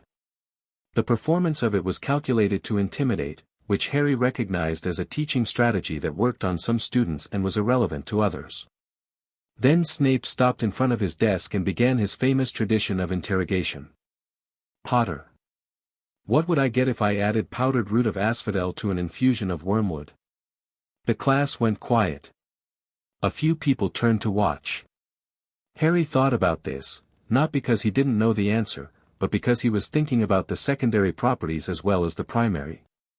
Draught of living death, he said. Though the more interesting property of asphodel root is its interaction with the Gaunt family's modified version, they added lacewing flies at the 3rd stage and got something qualitatively different from either ingredient. Silence. Snape looked at him. The expression was not what Harry had expected, not the satisfaction of a trap sprung, but something more complicated, more alert. Where did you read about the Gaunt modification? he said, very levelly. Alchemical Principles and Potion Theory, 1732 edition. It's in the restricted historical archive at Flourish and Blots. They let me look at it. He paused. Also, I can smell the difference between asphodel and the modified compound. There are secondary ingredients in the Gaunt version that have a distinct mineral quality. You can smell the difference, Snape repeated. The Gaunt version has something with a limestone quality in it. I think it's powdered moonstone, but the historical record doesn't specify. Snape was very still in the way that controlled people are still when they are processing something they hadn't accounted for. He said, "It is powdered moonstone," and then turned back to the class and said, "Begin the preparation exercise," as if nothing had happened. But something had happened. Harry felt the shift in Snape's attention for the rest of the class, not friendliness, which would have been both out of character and implausible, but a recalibration of the same quality as Dumbledore's the night before. A reassessment. A revision of a pre-existing position in light of new data. Snape came to stand over Harry's cauldron halfway through the exercise. He looked at the preparation work. The powdered ingredients were uniform and exact, the cuts were even, the temperature of the water in the cauldron was precisely what it needed to be. He said, quietly, so only Harry heard, "How are you controlling the water temperature without using a wand adjustment?" Harry looked at his cauldron. "I'm just telling it to be a certain temperature," he said, equally quietly. Snape looked at the cauldron for a moment. "Telling the water?" "Yes." "Like asking, or like instructing?" Harry considered this. "Like reminding it of something it already knows how to do." He looked up at Snape. "Does that make sense?" Snape's face did something brief and entirely uncharacteristic. It smoothed back out immediately. "Continue your work," he said, and moved on. Hermione, at the cauldron next to Harry's, leaned over slightly. "That went differently than I expected," she said. "In what direction?" "Snape didn't insult you." "He was deciding what I am," Harry said. "You don't insult things until you know what you're dealing with." Hermione nodded slowly. This fit her framework. "What did you get from him?" "The feeling." "Complicated," Harry said. "But not an enemy." She thought about this. "Not an ally either." "Not yet." The first week at Hogwarts was a process of revelation, and not the kind Hogwarts usually provided. The revelation of enchanted ceilings and moving staircases and Peeves the Poltergeist were revelations for everyone else. Harry's particular experience of Hogwarts was more like walking into a symphony and hearing not just the music but the structure of it, the thousand-year-old warding system that ran through the walls, the way the castle's internal geography shifted with the day, the deep aquifer of magic that ran under the foundations drawing from the same ley line system that ran under Britain's stone circles. He could feel every ghost in the building. Every one of them felt different, different qualities of lingering, different textures of unfinished business. He could feel the forbidden forest from the far side of the castle, a dense and self-aware ecosystem that knew it was being bordered and had opinions about it. He could feel the lake, which was inhabited by things he could feel but not fully categorize, and which was itself a kind of consciousness the way that old bodies of water sometimes become conscious through sheer accumulated time. He could feel Quirrell. This was the discovery that interested him most. Professor Quirrell taught defense against the dark arts with a theatrical stutter and a manner designed to appear harmless, and Harry had felt him at the staff table on the first night and registered something wrong immediately, the same quality as the stone in his trunk, the same liminal sense of two states occupying a single space. Not a ghost, not a living person in the normal sense, two things. Quirrell, and something else. Something layered underneath Quirrell's own magical signature like a sound playing in a lower frequency, persistent and dark and familiar in the specific way that the rot feeling he'd had since he was 8 was familiar. He said nothing about this. Not because he was afraid, he had no fear of it, it was far away and small in the way that a fire seen from a great distance is small without being less real, but because he was still cataloging. Still understanding the full shape of the situation before deciding what to do with the information. On Thursday of the first week, he went to see Dumbledore. Not because Dumbledore summoned him, he hadn't been summoned, and he suspected the lack of summons was its own kind of communication, Dumbledore giving him space as a strategy, but because Harry had questions and Dumbledore had answers and the time for managed distance was, Harry had decided, over. He knocked on the gargoyle and said, "Sherbet lemon," because he'd felt the charm on it and reading the password off it was no different from reading the temperature of water. The gargoyle moved. He went up. Dumbledore's office was extraordinary, layered with magic the way archaeological sites are layered with history, each generation of its use adding something, the portraits of previous headmasters providing a background hum of dormant awareness. The instruments on the tables, delicate, complicated, spinning and ticking and measuring, all fell silent when Harry walked in, one by one, like clocks stopping. Dumbledore rose from behind his desk with the specific warmth he could summon at will, the grandfatherly gravity of a man who had learned to use genuine warmth as a tool. "Harry," he said. "I wondered when you'd come." "I have a question," Harry said, sitting down without being asked. "Of course." "Quirrell. There's something wrong with him." A silence. Brief, but heavy. "Can you describe what you mean by wrong?" "There are two magical signatures occupying his body. His own and something underneath it." Harry looked at Dumbledore. "I think you know what the second one is." Dumbledore looked at him for a long moment. The warmth was still there, but Harry could feel the architecture behind it, the calculations running, the rapid assessment of how much to share versus how much to manage. He let it run. He waited. "I have suspicions," Dumbledore said, at last. "I have been monitoring the situation." "The rot," Harry said. "That's what I call it.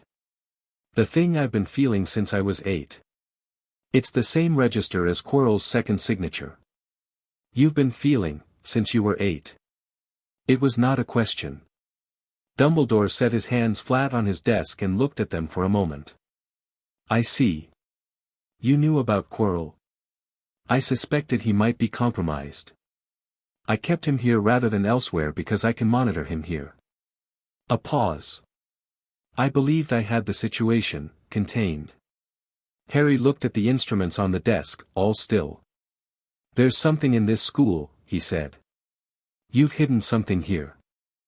I've felt the location of it, 3rd floor, specifically the right corridor. It's guarded." Dumbledore looked at him with an expression that was finally, genuinely unguarded, not warm, not managed. Just a man encountering a variable he hadn't planned for. "Harry," he said. "I'm not going to go there," Harry said. "Not now. I just want you to know that I know it's there." He paused. "I also want you to know that if Quirrell goes near it, I'll know." "Will you tell me?" "That depends on whether you tell me what it is." The silence this time was longer. Outside the high windows of the office, the Scottish sky was doing something dramatic with clouds. The portraits watched with the covert interest of people pretending not to listen. "It is a stone," Dumbledore said. "One that grants two things, the ability to produce gold and the elixir of life. Nicholas Flamel's creation.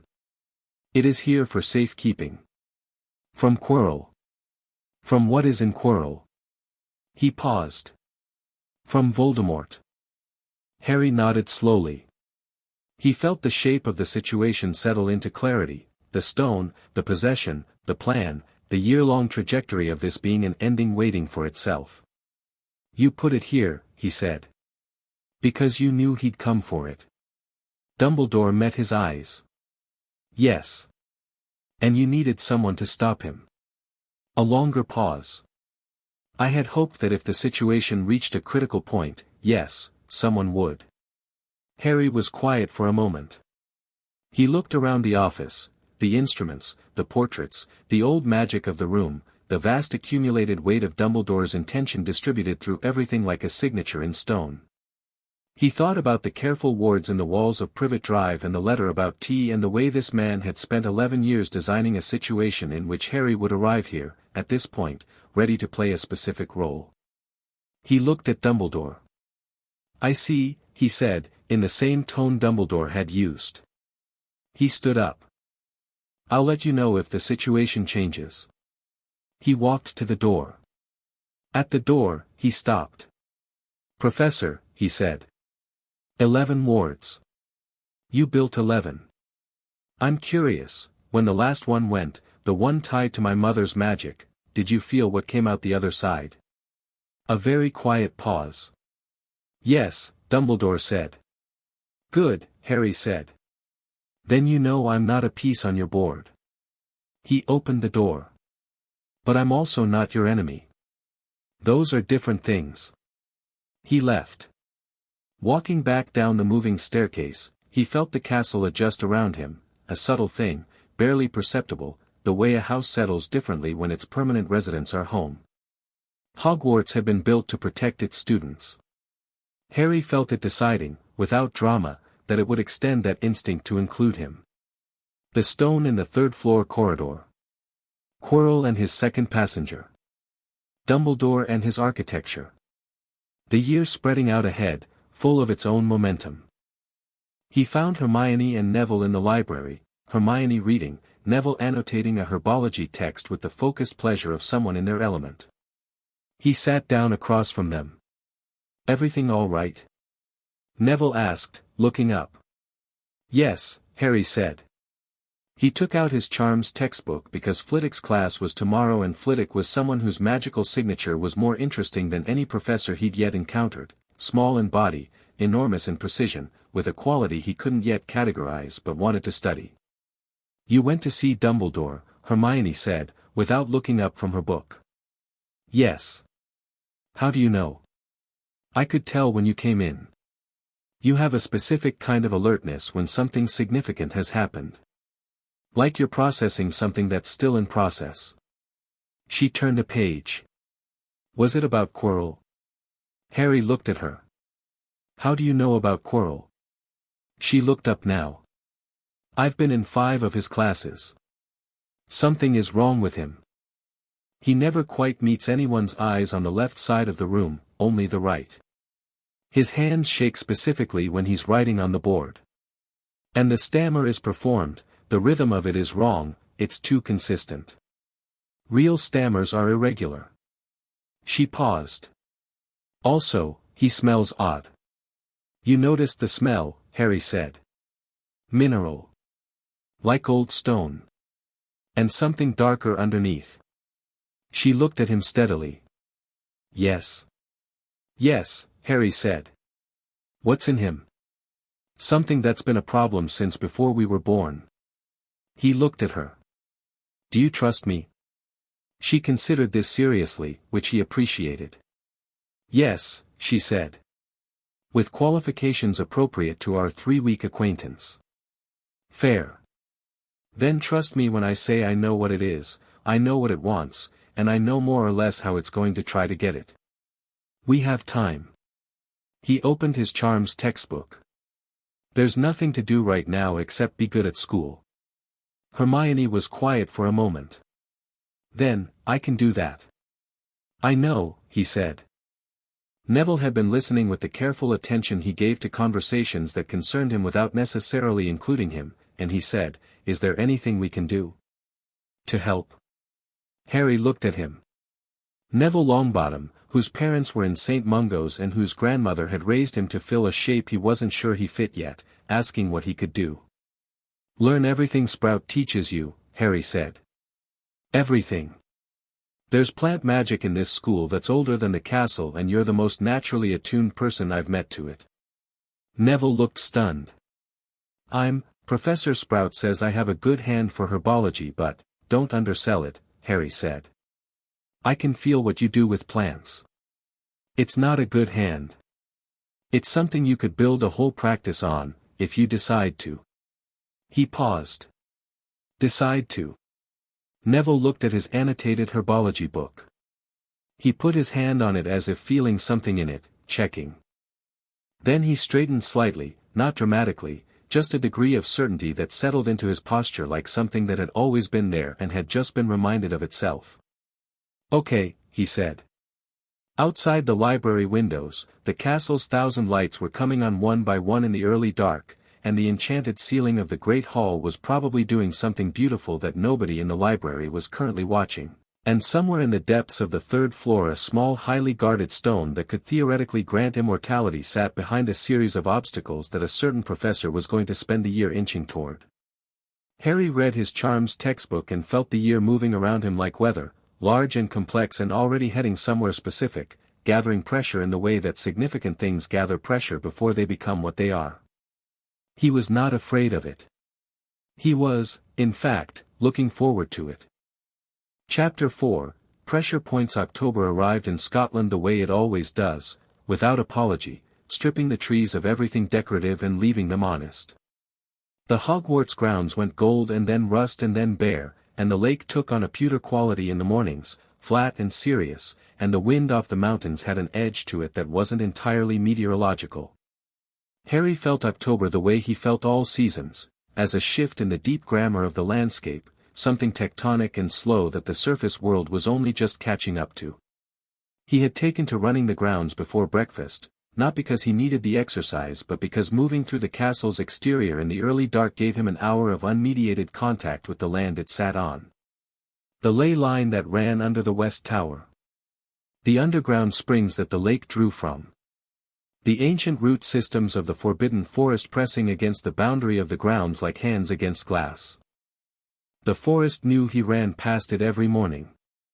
He had felt it adjust its edge, slightly, over the course of 3 weeks, a gradual extension of curiosity, the way a cat approaches something it hasn't yet decided about. On the 14th of October, something in the forest reached across the boundary and touched his awareness like a finger tapping on a window. He stopped. Stood at the tree line in the pre-dawn gray and felt what was on the other side, something large and old and not unfriendly, a deep herbivorous calm with intelligence running through it like a current through still water. He felt antlers. He felt the particular frequency of something that was more than animal without being less than animal. He stepped over the boundary. The something was 40 feet in, standing between 2 oaks that were themselves at least 3 centuries old, which Harry knew because he could feel the wrinkle of them in the same way he felt age in stone. A unicorn. Silver-white, the color of new snow in moonlight, and it looked at him with an eye that was both wild and knowing and did not bolt. Harry sat down on the ground. The unicorn came forward. It lowered its head and pressed its nose to the top of his head in a gesture that lasted exactly 5 seconds, and then it raised its head and walked back into the dark of the forest without looking back. Harry sat in the dirt for a moment, feeling the endorsement of it, the particular weight of being recognized by something that had extremely good instincts about what things were. Then he went back to the castle and had breakfast and got to Transfiguration on time, because McGonagall's standards regarding punctuality had already been made abundantly clear and Harry found he genuinely liked her too much to be casually late. McGonagall was teaching the first years to turn matches into needles. It was a good exercise, specific, controlled, requiring both concentration and a genuine understanding of what you were asking matter to do. Hermione had already done it on the second day of class and spent the remaining sessions refining precision. Neville was getting there in increments, each session a millimeter better than the last. Ron did it in frustrating bursts of success followed by reversions to match Ness. Most of the class was somewhere in the process. Harry had not done it in class yet. Not because he couldn't. He had felt the structure of the Transfiguration the first morning and understood it completely, which was not the same as having practiced the discipline but was, apparently, sufficient, but because he was watching how the others learned it and finding the pedagogical process genuinely fascinating. How Hermione learned by constructing a theoretical framework first and then testing against it. How Neville learned by feeling his way through and understanding after the fact. How Ron learned by doing it once right and then trying to replicate the feeling. Potter. McGonagall stopped beside his desk. She looked at his match, which was still a match. She looked at him, which was the specific look of someone who knows you could do a thing and is wondering why you haven't. Is there a problem with the exercise? No, he said. The match. He looked at the match. He thought about what a needle was, the properties of it, the specific density of steel, the particular coldness of metal, the geometry of the point. He thought about what the match was, wood and phosphorus and a particular arrangement of organic material that had been shaped by a specific purpose. Then he thought about the space between them, which was not empty but was where transfiguration actually lived, the zone of permission where matter agreed to be reordered. He touched the match. The match became a needle with the quiet inevitability of a fact being stated. But it didn't stop there. The needle rotated once, perfectly balanced on its tip, and then lay flat on the desk, and it was not the standard transfiguration needle. It had the exact weight and metallurgical composition of a high-carbon steel surgical needle, which Harry had read about in one of the library books and found more elegant than the standard design. McGonagall picked it up. She held it to the light. She set it back down. "Potter," she said. "Professor. What is this made of?" "High-carbon steel. Same as surgical needles. The standard transfiguration needle is mild steel, which is softer and loses its point faster. I thought this was more interesting."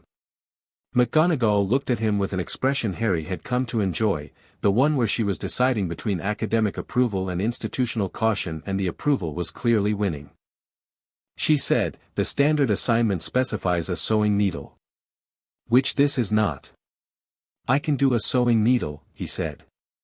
"That won't be necessary." She picked up the needle again and turned it over in her fingers. "Where did you read about surgical steel?" "Library. There are some interesting texts on Muggle metallurgy in the reference section. The relationship between what metal does magically and what it does structurally is underexplored." McGonagall set the needle down with the careful movement of someone who is going to have a longer conversation about this at a more appropriate time. "Stay after class," she said, which was not a punishment but an invitation, and the whole class knew the difference. After class, she sat on the edge of her desk and looked at him with the directness that was her particular quality. "How long have you been doing that?" she asked. "Knowing the internal structure of things." "Since the wards came down," he said. "It's been developing. But I think it was always there. I could feel things before. Just not as clearly." "What can you feel currently?" "In this room." He considered the room. The magic woven into the transfiguration desks to make them more resistant to accidental magic. The grain of the wood in the floor, oak, about 100 years old. The charm work on the windows, which has been reapplied several times over the last 40 years by different hands. "You did the last one, I can tell, because it has the same quality as your wand work in class." He paused. "The cat hair on your robes from this morning." "You have a cat." "Gray, older, indoor." She looked at her robes. Looked at him. "Mrs. Norris is Filch's," she said, but there was something slightly private in it that said he was right and she had a cat of her own. "I'm not trying to be invasive," he said. "It just comes in. Like peripheral vision." "Exactly like that. I'm not always looking. But it's there." She was quiet for a moment, with the focused quality of someone accessing a filing system. "Your mother," she said, "was remarkable. Transfiguration was not her primary discipline, but she approached it the same way you just did, structurally, from the inside out rather than the outside in." She paused, and the pause had feeling in it. "She would have found you extraordinary and told you so approximately every 20 minutes. Harry felt this in his chest. "Thank you," he said. "Don't mistake that for permission to stop applying yourself in class," she said, briskly, standing up. "Extraordinary natural ability is worth nothing without discipline." "I know," he said. "Discipline is what makes extraordinary specific rather than just large." She looked at him for a moment. Then, "That is one of the more precise statements of the purpose of education I have encountered. Good night, Potter." He went. The first collision with the system came in November. It came, specifically, in the form of Madame Hooch's flying lesson, which was the first week of November and had been on the schedule since September. Harry had no particular feelings about broomsticks. He could feel the charms on them, knew the basic enchantment structure, but had never flown. He was curious. The collision was not about the flying. The flying was fine. He mounted the broom and it responded immediately and without the usual negotiation, it simply lifted, and he lifted with it, and the sensation was interesting in the specific way that new physical information is interesting, the wind at height, the changed relationship to gravity, the castle spreading below him in its full geological and architectural complexity. The collision was about Neville. Neville's broom didn't like him. Or rather, Neville's uncertainty had communicated itself to the broom's enchantment in a feedback loop that was making both of them more nervous than the situation required, and before Madame Hooch had finished her instructions Neville's broom had launched him horizontally and he was off across the grounds at a trajectory that was alarming. Harry watched. He watched Neville rise and wobble and begin to tip, and he felt the broom's enchantment stuttering. The charm structure was actually degrading in real time, some stress fracture in the stabilization magic caused by the conflicting inputs of enchantment and accidental magic. He didn't think about it. He moved. The broom responded to him the way weather responds to pressure differentials, instantly, completely, with no negotiation about jurisdiction. He was beside Neville in 3 seconds, which was faster than anyone watching could have comfortably tracked, and he grabbed the back of Neville's robes with one hand and felt the broom Neville was on with the other and pushed calm into the charm structure the way you push water into a blocked pipe, steadily, with enough pressure to clear the obstruction. The broom calmed. They descended together in a controlled drift that Harry made look casual because it was, for him, casual, and landed on the grass. Neville was white. Then pink. Then he sat down abruptly on the grass because his legs had opinions about the previous 30 seconds. "You okay?" Harry asked. "I think I'm going to be sick," Neville said. "You won't," Harry said. "Breathe. The ground is very solid. It's not going anywhere." Neville breathed. The color came back. Around them, the class had descended in a cluster of concern and excitement, and Madame Hooch was landing with the brisk efficiency of someone who has been dealing with broom incidents for 30 years and is adding this one to a long list. She looked at Harry. She looked at the trajectory he'd taken. She did some mental arithmetic that produced an answer she wasn't sure how to file. 10 points to Gryffindor, she said, for quick thinking. What she didn't say, but what Harry felt her thinking, that was not quick thinking. That was something else, and I don't have a category for it, but it worked. What happened next was that Oliver Wood appeared from somewhere. He was a 3rd year and the Gryffindor Quidditch captain and he had been watching from the tower window, and descended on Harry with the focused intensity of a person who has just identified a solution to a problem they have been losing sleep over. "You need to be on the team," Wood said, in the tone of a man making a statement of fact. "I'm a 1st year," Harry said. "First years don't play. The rules allow the headmaster to make exceptions." Wood was already looking toward the castle with the expression of someone who is going to go have a conversation with the headmaster immediately. "I'm not interested in making Dumbledore do me favors," Harry said. Wood looked at him. This was clearly not the response he'd been prepared for. "It's not a favor, it's an appointment. You're the best natural flyer I've ever seen and I saw you stabilize Longbottom's broom charm from 15 feet away, which is not a thing that is supposed to be possible. I'd think about Quidditch," Harry said. "What position?" "Seeker." Harry thought about the snitch, small, fast, unpredictable, designed to be felt rather than tracked. "Yes," he said. "I'll play." Would look like someone who has been handed something he wanted very much and is already worrying about whether he's holding it correctly. "I'll sort the paperwork," he said, and left at a pace that was almost running. Hermione appeared at Harry's shoulder. "That was quite a stunt," she said. "It wasn't a stunt." "No, I know it wasn't. That's what I mean." She paused. "Neville's all right." They both looked at Neville, who was being carefully helped to his feet by 2 second-year girls who had taken a maternal interest in the situation. He appeared to be recovering. "He needs a different broom," Harry said. "The school brooms are old and the charm degradation is uneven. Some of them don't work well with accidental magic coming from the rider. There's a feedback issue." He paused. I should talk to Hooch about it. You're going to tell Madam Hooch that the school brooms have a design flaw. A maintenance flaw. They just need their stabilization charms renewed. Hermione looked at him with the expression she was developing specifically for moments when he said something that was entirely practical and entirely likely to go over badly with authority. I'll come with you, she said. For diplomatic reasons.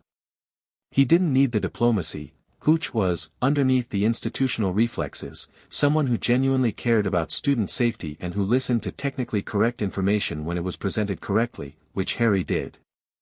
She scheduled a maintenance review of all school brooms for the following week. She didn't thank Harry, but she looked at him afterward with the same quality of revised assessment that seemed to be becoming his standard reception among the Hogwarts staff. The pressure from Dumbledore came in late November, and it came sideways, which Harry appreciated for the craftwork even as he saw exactly what it was. It came in the form of an invitation to tea. Delivered by McGonagall, which gave it a particular quality of institutional authority that was clearly intended to make it feel less optional than it was. Harry went because he'd been meaning to have a second direct conversation with Dumbledore anyway. The office was the same. The instruments were still silent when Harry was in the room, which he'd noticed happened consistently. He wondered if Dumbledore found it as informative as Harry found the instrument's silence.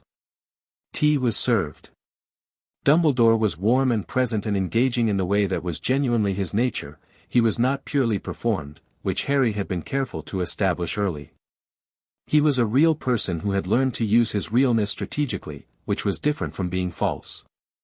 You've had quite a first term, Dumbledore said. It's been interesting, Harry agreed.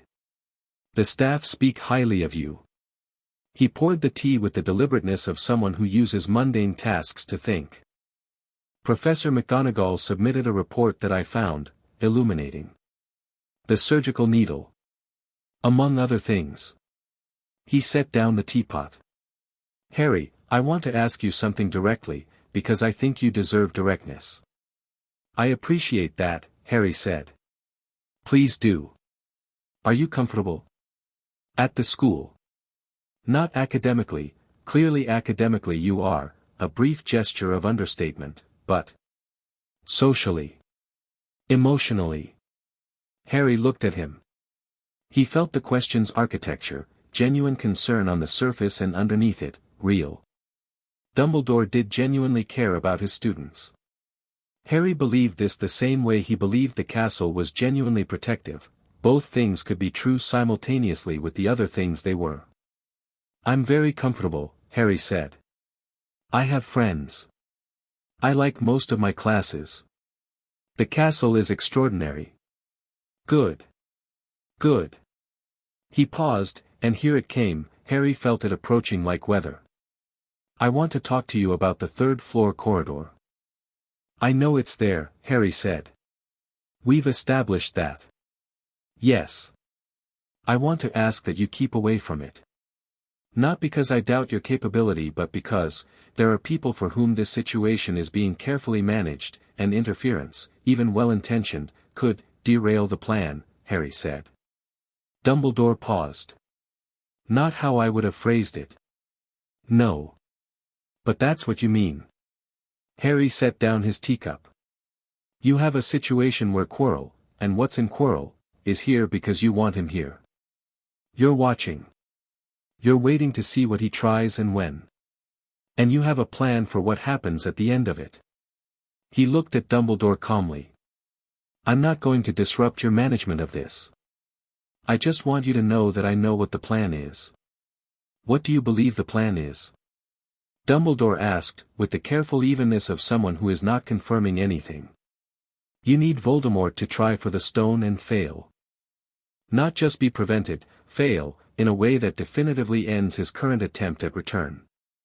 And you need someone to be the mechanism of that failure. Harry paused. You've been preparing me for 11 years to be that mechanism. The wards were partly protection and partly shaping. Building pressure. So that when it released, what came out was pointed in a specific direction. The fire crackled in the grate.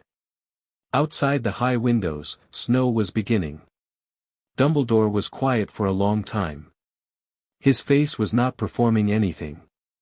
It was just his face, which turned out to be the face of an old man who has spent a long time making very large decisions and is occasionally confronted with their cost. "You're not wrong," he said. "Not entirely." "I'm not angry about it," Harry said. "I want you to know that. I understand why you did it. You watched Voldemort tear the world apart. You needed something that could stop him if he came back. I understand the logic. But," Dumbledore said, because he could hear the architecture of the sentence. "But I'm not a mechanism," Harry said, without heat. "I'll deal with Quirrell because it needs to be dealt with, not because you built a plan around me. Those are different reasons and they produce different kinds of people." He picked up his teacup. "I think the kind of person who acts for their own reasons is more useful to you in the long run anyway. Mechanisms break. People make choices." Dumbledore looked at him across the desk with the expression of someone who has, over the course of a conversation, been taught something. "You're 11 years old," he said, not unkindly. "Physically," Harry agreed. A long pause. Then Dumbledore did something Harry hadn't expected. He laughed. Not the performative chuckle of a charming old man, but a real sound, brief and deep and slightly startled, as if the laugh had surprised him too. "Your mother," he said, "used to do exactly this. Come to my office without being asked, establish exactly how much she knew, and then inform me of her position." He shook his head. "Lily would find you extraordinary." "People keep saying that," Harry said. "Because it keeps being true." He looked at the snow beginning outside. "Harry. I will not pretend that I haven't had plans regarding your situation. I will not insult your intelligence by framing it otherwise. But I want you to understand something equally true: I care what happens to you. Not as a resource. As a person." Harry felt this. He felt it the way he felt all things, directly, past the surface of the words into the structure underneath. And it was true. It was genuinely true.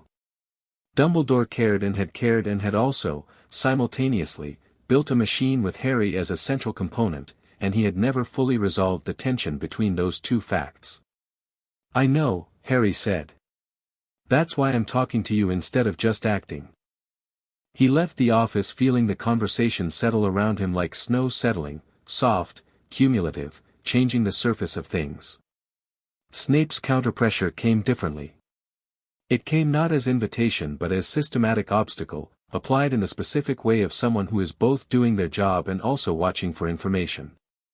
In potions, Harry was marked down twice in November for deviations from the standard recipe.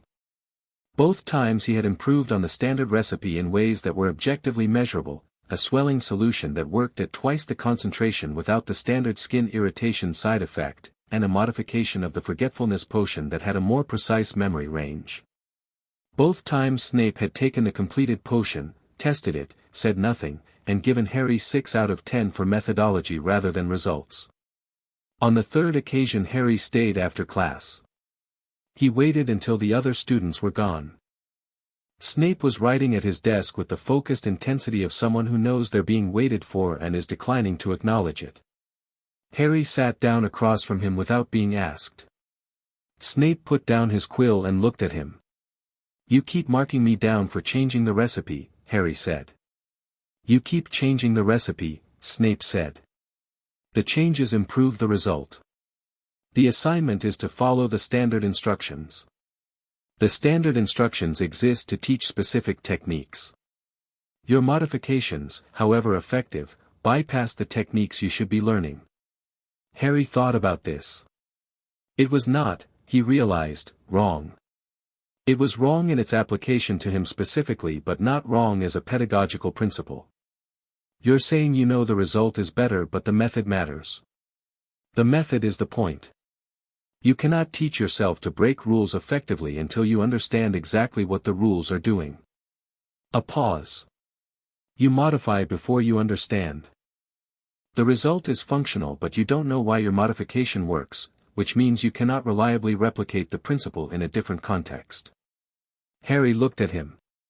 That's actually a fair point. Snape looked very slightly put out, in the way of someone who had prepared for argument and received agreement. Yes, he said. If I write up the theoretical basis for each modification and submit it alongside the practical work, would you mark both? That would constitute a second assignment. I know. I'm asking if you'd mark it. Snape was quiet for a moment. He picked up his quill. Set it down again. Submit the theory alongside the practical work, he said, in the tone of someone changing a policy without admitting they're changing a policy. I will assess both on separate scales. Thank you, Harry said. He stood up. Snape said, without looking up from the desk, Potter. Yes. The modification to the forgetfulness potion. The precision memory range. A pause. What gave you the idea? Harry thought about it. The lacewing flies and the gaunt modification. They have a quality that's like a filter. They narrow the effect rather than broadening it. I applied the same principle by adding bicorn horn at the third stage. Snape was quiet. He was doing something behind his eyes that Harry recognized as advanced processing, the specific quality of a mind working very fast in a disciplined way. The gaunt modification is not in any standard text, he said. No. You read about it once, in an archive at Flourish and Blotts. Yes. And you retained it with sufficient precision to apply the structural principle in a different context. Yes. Snape looked at him directly, which was unusual for Snape, whose eye contact was generally strategic. Your mother, he said, and then stopped. Harry waited. Your mother had a similar relationship to chemistry, Snape said, in the careful tone of someone crossing old terrain. She saw the structure of things. He stopped again, as if the sentence had gone somewhere he hadn't intended and he was extracting himself. The theoretical submissions will be due Friday, he said. The same day as the practical. Harry left. In the corridor he stood for a moment and felt the shape of Snape, the wound that had become a weapon, the intelligence that was probably the most precise of any person in the building, the love that had calcified into something that looked like hatred because that was the only form it knew how to survive in. He thought, I will be careful with that. Whatever it is, I will be careful with it. The troll happened on Halloween.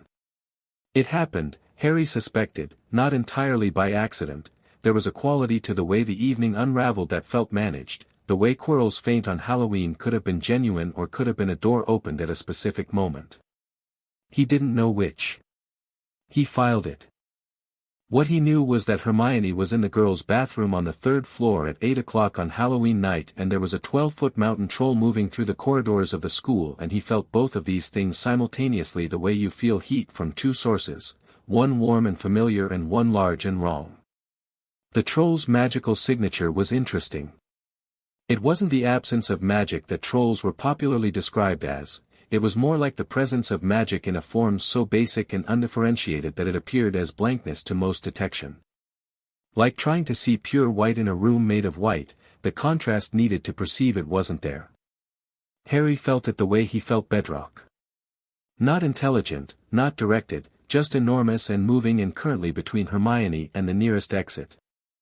He also felt Ron Weasley running in the same direction from a different corridor, because Ron Weasley's magical signature in motion was very distinct, bright and irregular and currently saturated with adrenaline and something that was not quite recklessness and not quite courage but lived between them. Harry arrived at the bathroom first. He opened the door and took in the situation with the clear attention of someone who is not afraid. Bathroom, 12-foot troll occupying most of it, Hermione against the far wall with the expression of someone whose intellectual resources have been temporarily overwhelmed by the physiological reality of a monster. The troll turned. It raised its club. Harry looked at it. He didn't raise his wand. He looked at it the way he looked at storms coming, the way he looked at the bedrock, with the complete attention of something that is also enormous and is not afraid of the company. He felt the stone the troll was made of, the mineral density of it, the primitive dull heat of a creature that was primarily geological, and he pressed his awareness into it. The troll stopped. It was not a spell. It was not legilimency or any of the named disciplines. It was Harry being so entirely present in the physical reality of the troll that the troll, whose awareness was extremely basic and extremely physical, registered obstacle and recategorized. Not predator and prey. Not threat and target. Obstacle. Something too large to move. The troll stood in the middle of the bathroom looking confused in the specific way of creatures that don't have a category for what has just happened to them. Ron Weasley arrived at a run and crashed into the doorframe and stared. "Lock it in," Harry said. "What?" "The bathroom. Push the far stall closed. Get Hermione out the door. I'll manage the troll." Ron stared at the troll, which was swaying slightly and looking at Harry with something approaching uncertainty. "You're managing the troll," he said. "Ron." Ron moved. Harry was discovering, someone who operated best when given a clear directive and forward momentum. He grabbed Hermione's arm, she grabbed it back initially, then they were both moving, and the stall was pushed closed to reduce the troll's exit options, and they were in the corridor and Harry backed out after them and pulled the bathroom door shut. He held the door with one hand and felt the lock enchantment on it and spoke to it in the way he spoke to water temperatures and weather and the underlying logic of physical things, and the lock engaged with the firm click of something that meant business. The troll hit the door once. The door held. Harry took his hand off the door. Ron was leaning against the opposite wall breathing rapidly. Hermione was standing very straight with the expression of someone who is performing composure over the top of a very strong reaction. "You didn't use your wand," she said. "No." "You looked at it." "Yes." "And it stopped." "Yes." She was quiet for a moment. "Then, what did you do to it?" "Made it uncertain," Harry said. "Trolls work on a threat hierarchy. They're mostly geological, they think in terms of what can and can't be moved. I made myself feel immovable." He paused. "It's not a difficult category to inhabit." Ron was looking at him with the particular expression he got when Harry did something that exceeded his existing framework. It was a look that involved a lot of blinking. "Mate," he said, and stopped. "I know," Harry said. It's not, that's not, I know." The professors arrived then. Quirrell first, which was interesting, because his classroom was not closer than McGonagall's. Harry watched him arrive and felt the double signature again, the surface magic of Quirrell's own presence and underneath it, the rot, the wrong, the thing that smelled like old dark and specifically like the thing Harry had been aware of since he was 8. The rot was looking at Harry. He looked back at the point between Quirrell's shoulder blades, which was where the second signature was strongest, and thought, clearly and without performance, "I know you're there." Not loudly. Not as a threat. Just as a statement of fact. The rot flinched. Then McGonagall arrived and the situation moved into the territory of institutional response, deductions and awards and explanations, and the moment passed into the ordinary. McGonagall took points from Gryffindor for being out of their dormitories after hours, then immediately returned them for dealing with the troll, which she did with the expression of someone who finds the whole system occasionally inadequate for the situations it encounters. She looked at Harry and Hermione and Ron in turn and said, "Go to your dormitory. Now. This does not become a habit." "Of course, Professor," Hermione said, with entirely sincere innocence. In the dormitory afterward, Ron sat on his bed and looked at the ceiling. "I levitated the club," he said, after a while. "With my wand. When it was raising it. I didn't think, I just did it." "I saw," Harry said. "It was good instinct." "It fell on its head," Ron said, with a grin that was slowly winning the battle with residual adrenaline. "On its own head. I can't believe that worked." "It was good magic," Harry said honestly. "Under pressure. That's worth more than getting it right in a calm classroom." Ron looked at him. You weren't scared. No. Of the troll. No. Ron absorbed this with the thoughtful expression of someone recalibrating their understanding of what scared meant. Is there anything you're scared of? He asked. Harry thought about this seriously, because Ron had asked it seriously. Yes, he said. Getting it wrong when it matters. Not the failure itself, I can handle failure. The specific feeling of having had the right thing within reach and choosing badly. He paused. That's the thing I try to make sure doesn't happen. Ron looked at the ceiling again. He said. What? I thought you were going to say you weren't scared of anything. That's what I expected. That would be stupid, Harry said. Being scared of the right things is how you know what matters. The Quidditch match against Slytherin was on the 15th of November, and it was the first game Harry had played, and it was, objectively, not a long game. He found the snitch in 4 minutes and 12 seconds, which was not a school record only because the record was held by a seeker in 1932 who had found it before the match officially started, which the record committee had ruled didn't count. He found it not by seeing it first, which was how seeking was supposed to work. He found it by feeling the displacement in the air that its wings made from 40 feet below it, a specific pattern of turbulence like a fingerprint. He went to where the turbulence was, reached out a hand, and closed his fingers around something that was still trying to escape when his hand was already shut. The crowd had made a sound he found interesting, a collective intake of breath, not yet cheering because they weren't sure what had just happened, and then the snitch appeared in his open hand and the cheering caught up. Wood was in the changing room afterward with the expression of a man experiencing emotions too large for his current containment. 4 minutes, he said. 12 seconds, Harry said. 4 minutes and 12 seconds, Wood repeated. Against Slytherin. Flint is, I saw his face when you caught it. He looked like someone had told him Christmas was cancelled. We still need to work on team coordination, Harry said. The Chasers lost the quaffle twice in the first 2 minutes. Defensive formation needs adjustment. Wood stared at him. We won by 150 points. We won this time, Harry said. I want to win every time. That's different. Wood looked at him for a moment with the expression of someone who has unexpectedly received everything they asked for and finds it slightly overwhelming.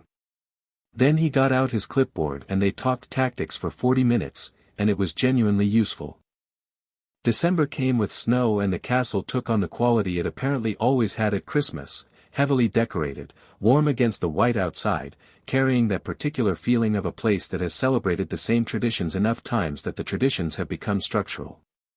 Harry had sent Hermione and Neville and Ron cards, the first holiday cards he had ever sent in his life, because the first holiday cards he had ever received had been from Hermione and Neville and Ron, and it turned out giving them was better. Most students went home for Christmas. Harry was one of the ones who stayed, along with Ron, whose family went somewhere else that year. The castle was quieter and more itself without the full student body. Harry could feel it in the walls, the slight easing of the accumulated human presence, the stones settling back into their own age. On Christmas morning he found a package at the foot of his bed. The note read, "Your father's.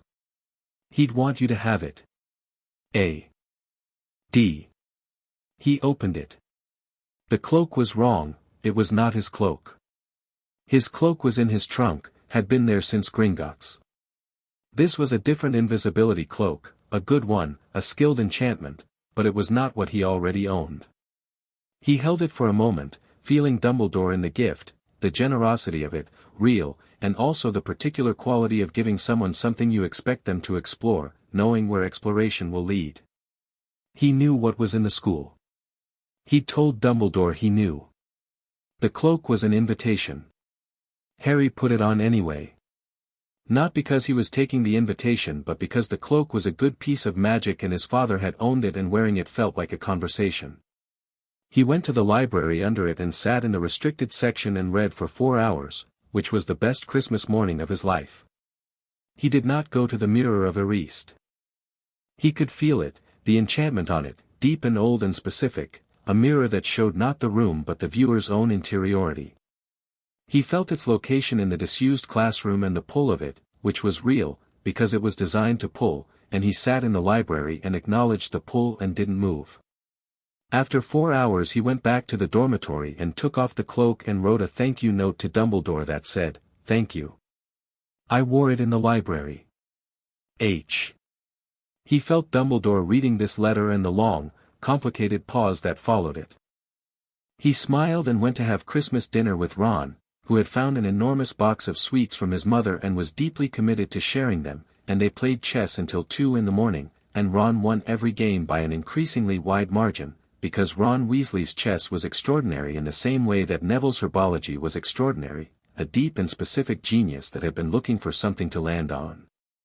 The year was moving. The stone sat in the 3rd floor. Quirrell's double presence wandered the school with increasing agitation. Dumbledore watched. Harry felt all of it like weather building, the pressure rising, the sky darkening at the edges. He was not afraid of the storm. He was, if he was honest, ready for it. Chapter 5, Deep Current. January came in like a door being kicked open, cold and aggressive and absolutely committed to the point it was making. The lock froze at the edges. The grounds went white and stayed white. The forbidden forest disappeared into itself behind a curtain of snow that fell with the patient dedication of something that had been meaning to do this for a while. Harry ran the grounds anyway. He ran in the dark before breakfast, through snow that compressed under his feet with a sound like held breath releasing, and the cold didn't bother him the way it bothered cold things. He was not a cold thing. He was something that moved through temperatures rather than being subject to them, and the January air against his face felt less like discomfort and more like information, the specific composition of it, the moisture content, the way the temperature gradient created microcurrents that traced the shape of the castle walls even in the dark. The forbidden forest was louder in winter. He'd noticed this at the end of December and it had deepened in January. The sounds from within it weren't the sounds of things moving through undergrowth. They were slower, more resonant, the sounds of a very old system paying very close attention. He ran the boundary and felt the forest feeling him back, and they had reached, over the months, a kind of mutual regard. Not friendship exactly. Recognition. On a morning in mid-January he stopped at the boundary and something came to meet him. Not the unicorn this time. Something larger, darker, moving through the trees with a deliberateness that was different from the unicorn's wild and patient quality. For legs, man's torso, he felt the centaur before he saw it, the complex double signature of a being that was fundamentally both animal and human without being a compromise between the two. Fully both. Simultaneously. The centaur stopped at the tree line. Dark coat, dark hair, eyes that caught what little light there was in the pre-dawn and held it. Firenze, Harry said, because he'd felt the name the way he felt most things, it was in the way the forest had been sending ahead.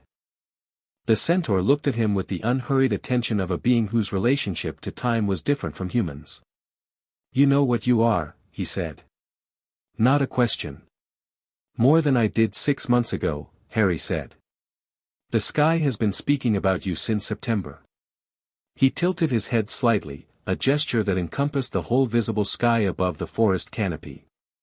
"Mars is bright." "I know." Harry looked up. He had been feeling the planetary arrangement as a kind of pressure since November, not in the astrological sense, not the human-made system of meaning, but in the literal physical sense of gravitational bodies arranging themselves in ways that affected the deep currents of the earth. "Something is coming to a point." "Before the summer," Firenze said. "Yes. Soon." The centaur looked at him with an expression that was not pity and not admiration but something that lived between them, the look of one old thing regarding another. "The herd believes the stars are fixed," he said. "That what they show is what will happen." "And you?" "I believe the stars show what is most likely. Not what is certain." He paused. "A thing like you makes the likely uncertain." Harry looked at him. "Is that good or bad?" "It is neither," Firenze said. "It is simply true." He turned and walked back into the forest without further ceremony, which Harry appreciated. The centaur had come to say something specific and had said it and had no interest in performing the conversation past its natural endpoint. Harry stood at the boundary for a moment, feeling the forest folding back around the space Firenze had left, and then he turned and ran back to the castle. He was in time for breakfast. He was always in time for breakfast. The tension with Quirrell began escalating in February. Harry had been monitoring it the way you monitor a slow leak, aware of it, tracking its progression, not yet at the point where it required intervention. The rate of Quirrell's movements toward the third-floor corridor was increasing. Where November had seen one deviation in a week, February was seeing 3 or 4, each one slightly more direct than the last, each one accompanied by a slight strengthening of the secondary signature, as if what was in Quirrell was becoming more present, more insistent, less willing to wait. Harry mentioned it to Hermione. "I know," she said, without looking up from the essay she was writing about the theoretical basis of vanishing spells, which she had been working on for 2 days and had no intention of finishing until it was perfect. "I've been tracking his movements through the weekly schedule. He keeps finding reasons to be in the third-floor vicinity." "You've been tracking his movements?" "Through observable means. I made a chart." She produced, from inside the cover of her Transfiguration textbook, a piece of parchment covered in neat notations. Harry looked at it. The chart was thorough. "You haven't noted the Tuesday evening pattern." She looked at the chart. "What Tuesday evening pattern?" "He goes to the 7th floor first. Then the 3rd. Like he's checking something before approaching." He paused, thinking. "I think he's looking for the Dumbledore proximity. Making sure Dumbledore's occupied before getting close to the corridor." Hermione looked at him and then at the chart with the specific expression of someone who has just realized their data was good but their analysis was incomplete. She did not enjoy this realization, but she absorbed it with the honesty she applied to everything. "How are you tracking Dumbledore's movements?" "I can feel where he is in the castle." "Always?" "When I'm paying attention. His magical signature is very distinctive." She was quiet for a moment, writing on the chart. "So Quirrell is working around Dumbledore. Which means Dumbledore's plan to monitor and intercept may not be as airtight as he thinks." "That's what I'm starting to think," Harry said. Neville looked up from his herbology notes across the table. He had been listening in the way he always listened when conversations became serious, openly, without pretending not to hear, which Harry found straightforwardly honest. "Is it going to happen soon?" he asked. "Before the end of the year," Harry said. Neville nodded. He looked back at his notes and then looked up again. "Do you need to do something about it? Or is Dumbledore handling it?" "Both of those are true," Harry said, "and they're not mutually exclusive."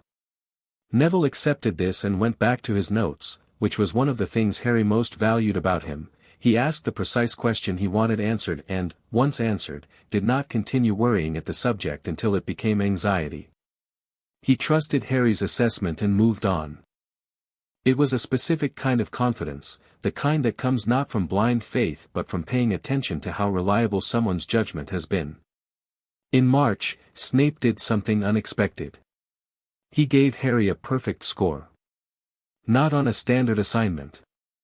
On the theoretical submission alongside the practical work, which had become a weekly feature of Harry's potions experience and which Snape marked with rigorous precision and absolutely no praise, which was fine because the marks were precise and Harry was not looking for praise. He was looking for honest assessment. The assignment had been the Polyjuice potion, theoretical stage only, the practical being beyond first-year scope. Harry had submitted 20 pages on the structural chemistry of the transformation, the relationship between magical and biological identity, and a section on modifications that might extend the standard 1-hour duration using principles drawn from the Gaunt research and from older alchemical theory. He found the graded parchment on his desk Monday morning. At the bottom, after the score, the duration modification is theoretically sound. The practical obstacles are significant but not insurmountable. If you develop this to a testable stage, I will make the lab available. Harry read this twice. He looked at it the way he looked at things that surprised him, with complete attention, checking for the thing he might have missed. Nothing. It was an offer. A professional, specific, offered without softness offer, but an offer. He wrote back on the margin of the parchment, "I'll need 2 weeks to develop the modified ingredient ratios. Would you review the preliminary calculations before I begin the practical? HP." The parchment came back the same afternoon, Tuesday. After class. Come prepared. Hermione, when told, looked at him with an expression that was trying to be impressed and settling for merely significant. "Snape offered you lab access. For a specific project." "Snape doesn't offer anyone anything," she said.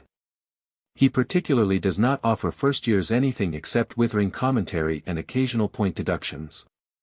"He's not doing me a favor," Harry said. "He's interested in the project." "There's a difference." "I know there's a difference. I'm still noting that Snape found something interesting enough to offer lab access for." She paused. "What does it feel like? When you're in his class? What do you sense from him?" Harry thought about this carefully because she was asking it carefully. "Like standing near something very hot that has learned to contain itself," he said. "The containment is extraordinary. It's almost more impressive than the heat." He paused. "He's protecting something. He has been for a very long time." Hermione looked at her book. "You think we can trust him?" "I think he's on a specific side and has been on it for longer than either of us has been alive, and I think it's cost him more than he'll ever say." He picked up his quill. "Whether that makes him trustworthy is a different question. It makes him reliable." "What's the difference?"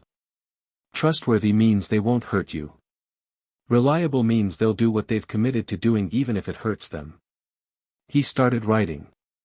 "Sometimes that's more useful." She was quiet for a long moment. "That's quite a cynical distinction for an 11-year-old. "I was raised by Petunia Desley," he said. "I understand the difference between people who won't hurt you and people who'll do what they said they'd do." She looked at him with the expression she had for things he said that she needed to think about for a while before responding to. She went back to her book. Spring came late, which Harry had felt coming since February, the pressure of the season building beneath the frost, the slow warming of the deep soil layers moving upward through the ground. By April the grounds were muddy and the trees were thinking about it and the lake had thawed and was restless with the activity of things waking up. The centaurs moved more at night.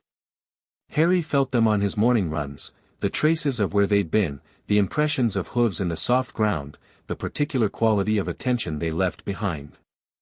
The rod and quarrel was getting louder. This was how Harry thought of it now, not louder as in volume, but louder as in signal strength. More present. More insistent. The thing that was in Quirrell was increasingly no longer content to be in Quirrell, and the effect on Quirrell's physical presence was becoming visible even to students without Harry's particular perception. He had started losing weight. He sweated through lessons. His stutter, always performed, was developing an additional layer that was genuine, the stutter of a man whose body was arguing with its occupant. Harry watched and waited and felt the whole situation like a storm that had been building for months finally making up its mind. In late April, Hermione Granger did something that fundamentally changed the shape of the year. She went to the library, which was not itself unusual, but what she found there was a reference in a very old text about the Flamel research that mentioned a protection structure, a multi-layered series of challenges designed to prevent the stone's access by any single person. She found it by following a chain of citations that would have taken most researchers weeks, and she did it in an afternoon. She came to find Harry and Neville with the chart under her arm and an expression of very controlled urgency. "I know what's between the third-floor door and the stone," she said. They were in the Gryffindor common room, which was nearly empty at 10 in the evening, some 6 years in the corner, Percy Weasley doing prefect paperwork by the fire. She spread the chart on the table between them and spoke quietly. 7 layers. Each one designed to stop a single person, someone without a specific skill set would be stopped at whichever layer corresponded to their weakness. Together they're designed to stop almost anyone. She looked at Harry. Almost. Neville looked at the chart. What are the layers? A living creature, devil's snare. Flying keys. A chessboard. Trolls, though those were apparently dealt with already, the troll on Halloween may have been a test of the outer layer. A potion challenge. And the stone itself behind a specific enchantment. She paused. 6 active challenges, more or less, and then the stone. Harry looked at the chart. He felt the corridor's protections from here, the distance made them indistinct, like hearing music through walls, the shape of it without all the detail. Who built each layer? Sprout for the devil's snare. Hooch for the flying keys. McGonagall for the chess. Quirrell for the troll layer. She paused. Snape for the potions challenge. Harry looked at that. Snape built one of the protections. Yes. Dumbledore let Quirrell build one too. Yes. Harry sat back. He thought about this, the specific decision of giving Quirrell a protection to build when Dumbledore already suspected Quirrell was compromised. He wanted Quirrell to think he could get through, he said slowly. He wanted Voldemort to believe the path was accessible. A trap that believes it's a door. Hermione stared at him. That would mean Dumbledore deliberately made one of the protections conquerable. By Quirrell. Yes. But then, she stopped. But then what stops him when he gets past Quirrell's own lair? The potions challenge would stop him. Snape's lair. Snape's loyal, Harry said. His protection is real. And after that? The stone itself? Harry thought about the mirror of Erist, which he had felt all year from across the castle, the pull of it, constant and deep, designed to show desire. Dumbledore had told him about it at Christmas, obliquely, as a warning to stay away. He thought about what Dumbledore had said, only someone who wanted to find the stone, not use it. The stone is in the mirror, he said. It will only go to someone who wants it without wanting to use it. He paused. Voldemort and Quirrell can't have it. He wants to use it, it's the whole point. Neville had been quiet through all of this, listening with his careful attention. Now he said, so Dumbledore's plan works. He gets what he needs, Voldemort tries, fails, and is driven out. The trap closes. In theory, Harry said. What's wrong with the theory? Hermione asked. Harry thought about the rot signal, which had been strengthening for weeks. He thought about Quirrell's body, which was failing. He thought about the desperation that was beginning to come through in the secondary signature, the increasing urgency that suggested a timeline accelerating beyond what the plan had accounted for. Voldemort is getting desperate, he said. He's running out of time in Quirrell. If he doesn't get the stone before Quirrell's body gives out, he loses everything. He paused. Desperate things don't follow the plan you've laid out for them. They improvise. Hermione looked at the chart. So we need to be ready for when he stops following the expected path. Yes. Neville looked at both of them. Are we going down there? Harry and Hermione looked at him. He said it with the matter-of-fact quality of someone who has decided something and is simply clarifying logistics. Maybe, Harry said. Not yet. When the time comes, yes. Okay, Neville said. I want to go. Harry looked at him, this boy who had been told his whole life he was less than his parents, less than the expectations around him, carrying it with the patience of something deep and slow. You know what's down there, Harry said. You know what we'd be walking toward. I know, Neville said. I'm not going because I'm not scared. I'm going because you're my friends and it matters.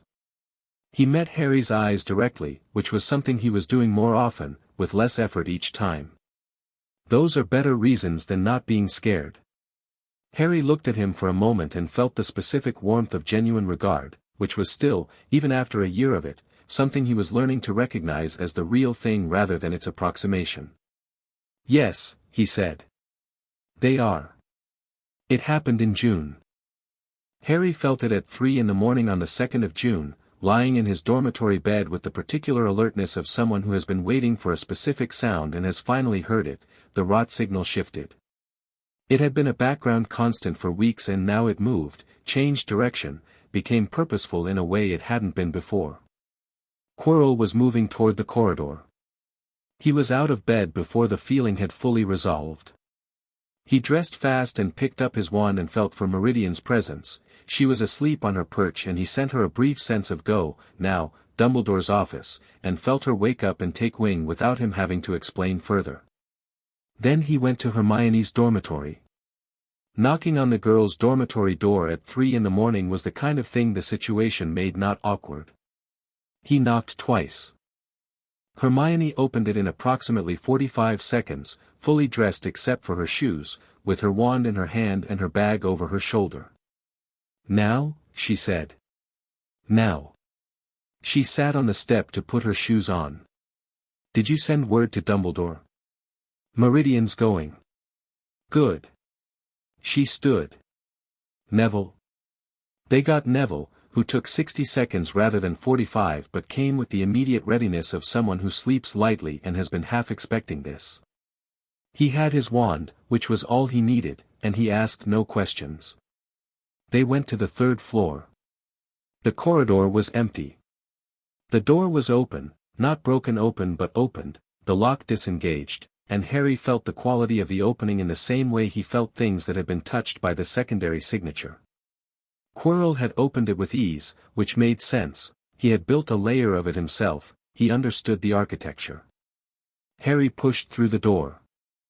The harp was still playing, that was the first thing, the enchanted harp that kept Fluffy asleep, the three-headed dog a vast and breathing dark in the corner. Harry felt the harp and felt Fluffy and felt the trapdoor beneath their feet and moved them toward it with the efficiency of someone who has already thought about this.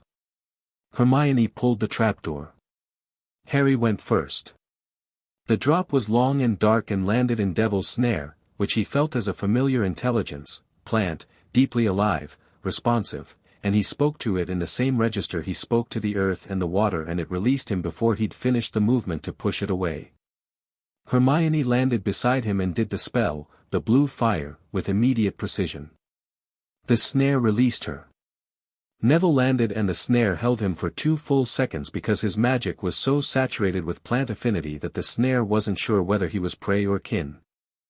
Then Harry said, "Let him go," to the plant in the language of deep things, and it let him go.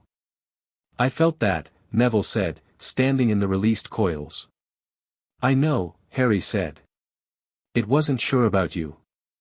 Neville looked at the retreating tendrils with an expression that was somewhere between alarmed and deeply interested.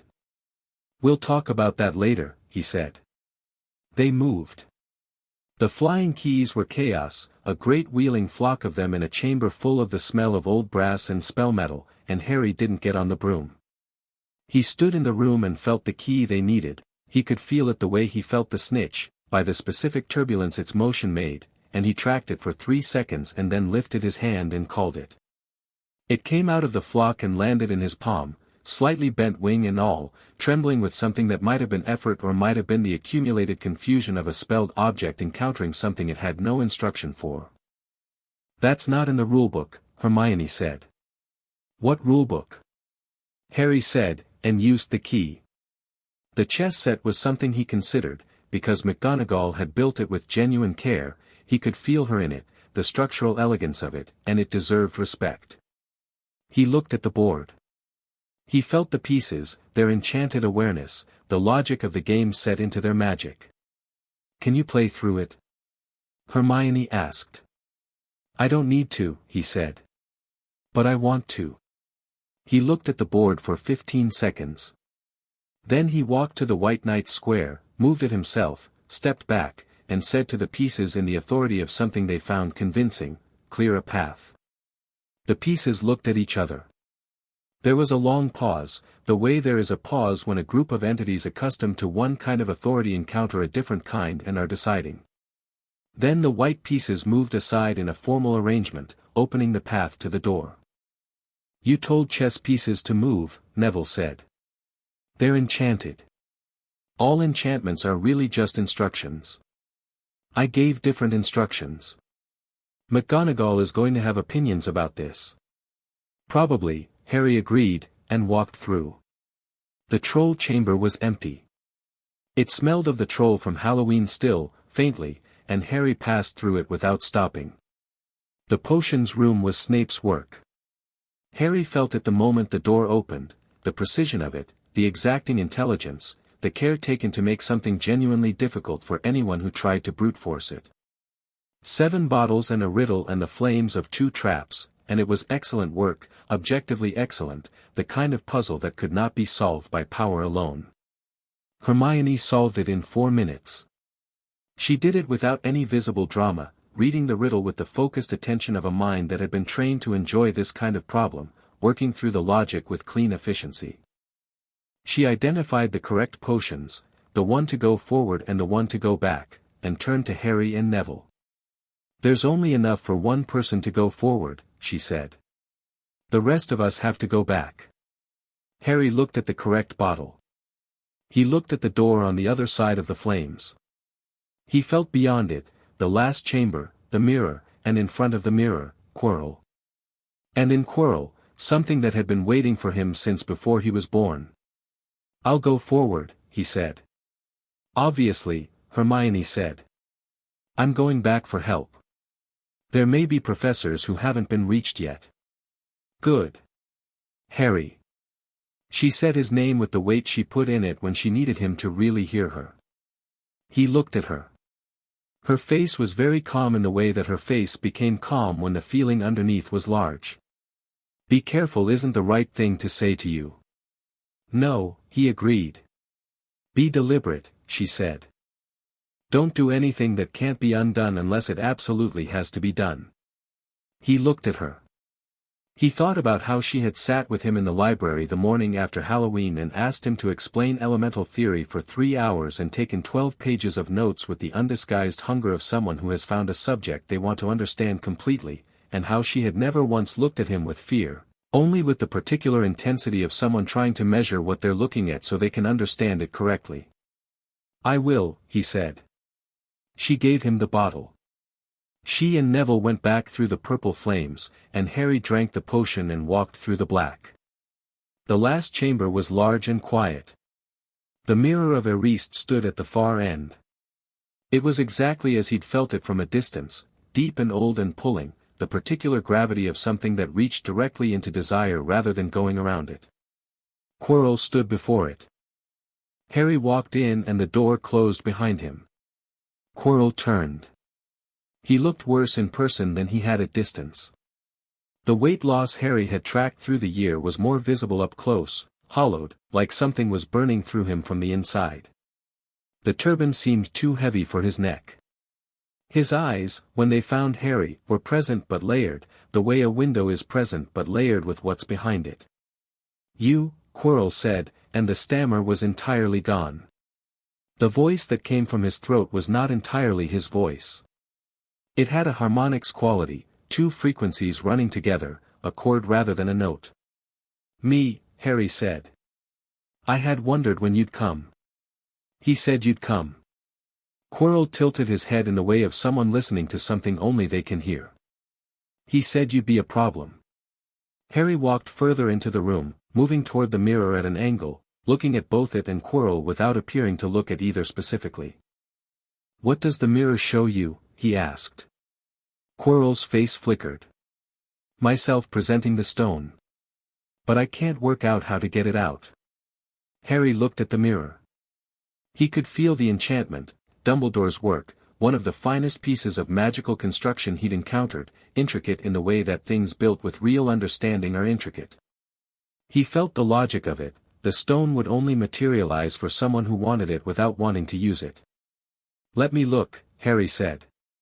Quirrell looked at him with the specific suspicion of someone who has been possessed long enough that the paranoia has become integrated. "He says you're not to touch the mirror." Harry looked at a point between Quirrell's shoulder blades. The secondary signature was fully present now, fully awake, looking back at him through Quirrell's eyes with an attention that was like a hand pressed against glass, right there, close, trying to see. "Hello," Harry said, to what was in Quirrell rather than to Quirrell. The room temperature dropped 4 degrees. Interesting, said the voice in Quirrell, and Quirrell's mouth moved, but the voice was entirely the second one now. Not Quirrell at all. In all my research, all my considerable work, I never found a precise category for what you are. I know, Harry said. I've had the same problem. Power drawn from before the categorization of power. Before the naming of things. The voice had a quality that was almost academic, old, precise, with the particular cadence of someone who has spent a long time thinking and less time feeling. I felt you when the wards came down. From where I was, even that diminished as I was, I felt it. I know, Harry said. I felt you too. Does that not frighten you? Harry looked at the space where Voldemort was and considered the question honestly. He thought about what he'd felt at 8 years old, standing in his aunt's garden, the rot feeling at a great distance, the wrongness of it, not evil in a cartoonish sense, but specifically wrong in the way that something profoundly out of alignment with itself is wrong. A man who had tried so hard not to die that he had stopped being able to live. No, Harry said. I think it should make you frightened. You've been carrying what you are for a very long time. A silence. The mirror stood between them, irrelevant now, forgotten by both sides. I could offer you things, Voldemort said. I offered your mother things. She declined. I know. You are not her. No, Harry said. I'm not. Then perhaps you are more practical. A pause, and in the pause Harry felt the quality of the intelligence, vast, disciplined, damaged, and very old in the way that human things become old not through years but through the accumulation of choices that cannot be undone. Join me. What Dumbledore made you into as a pawn, I would make you into something sovereign. What he has managed and limited and shaped toward his own ends, would simply, allow.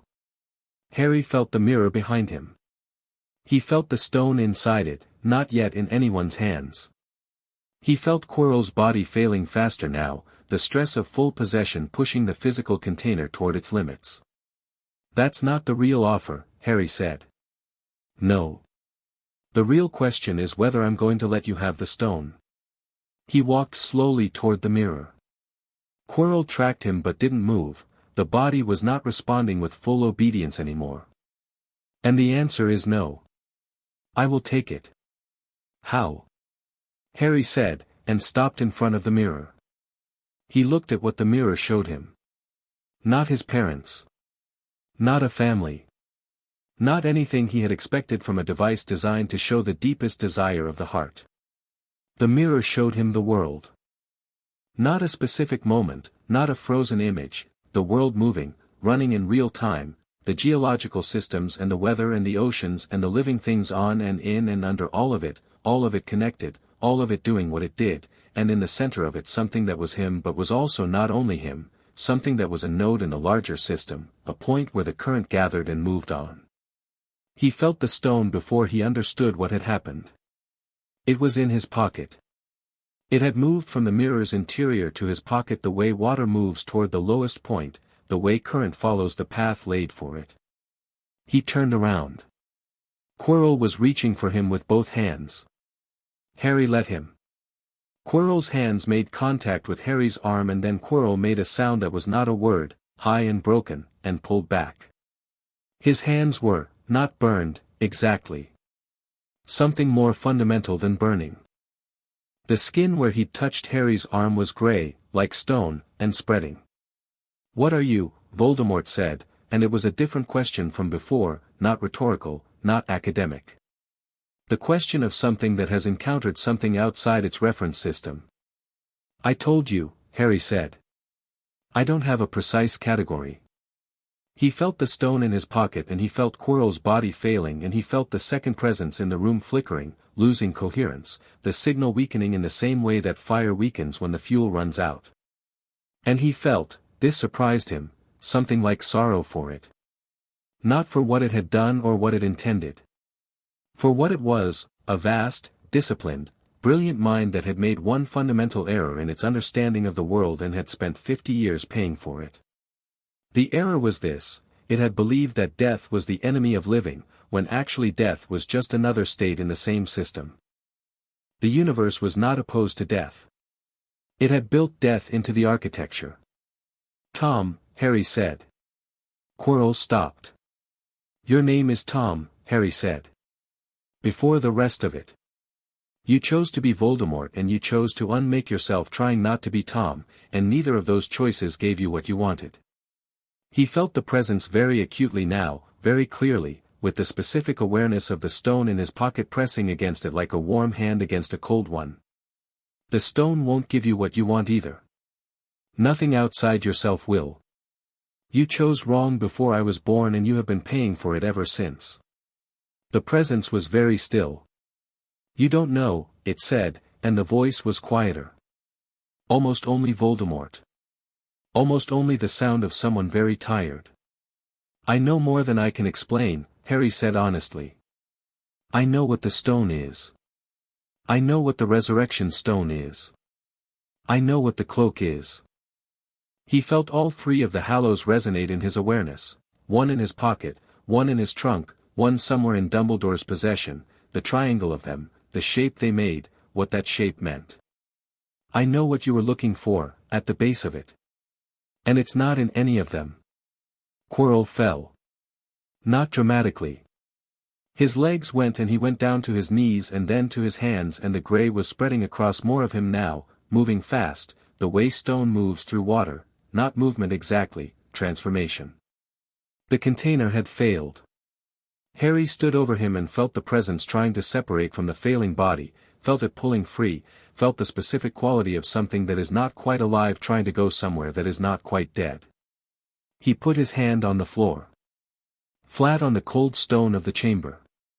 He felt down through the floor and the foundations and the rock beneath and the deep systems running far below that.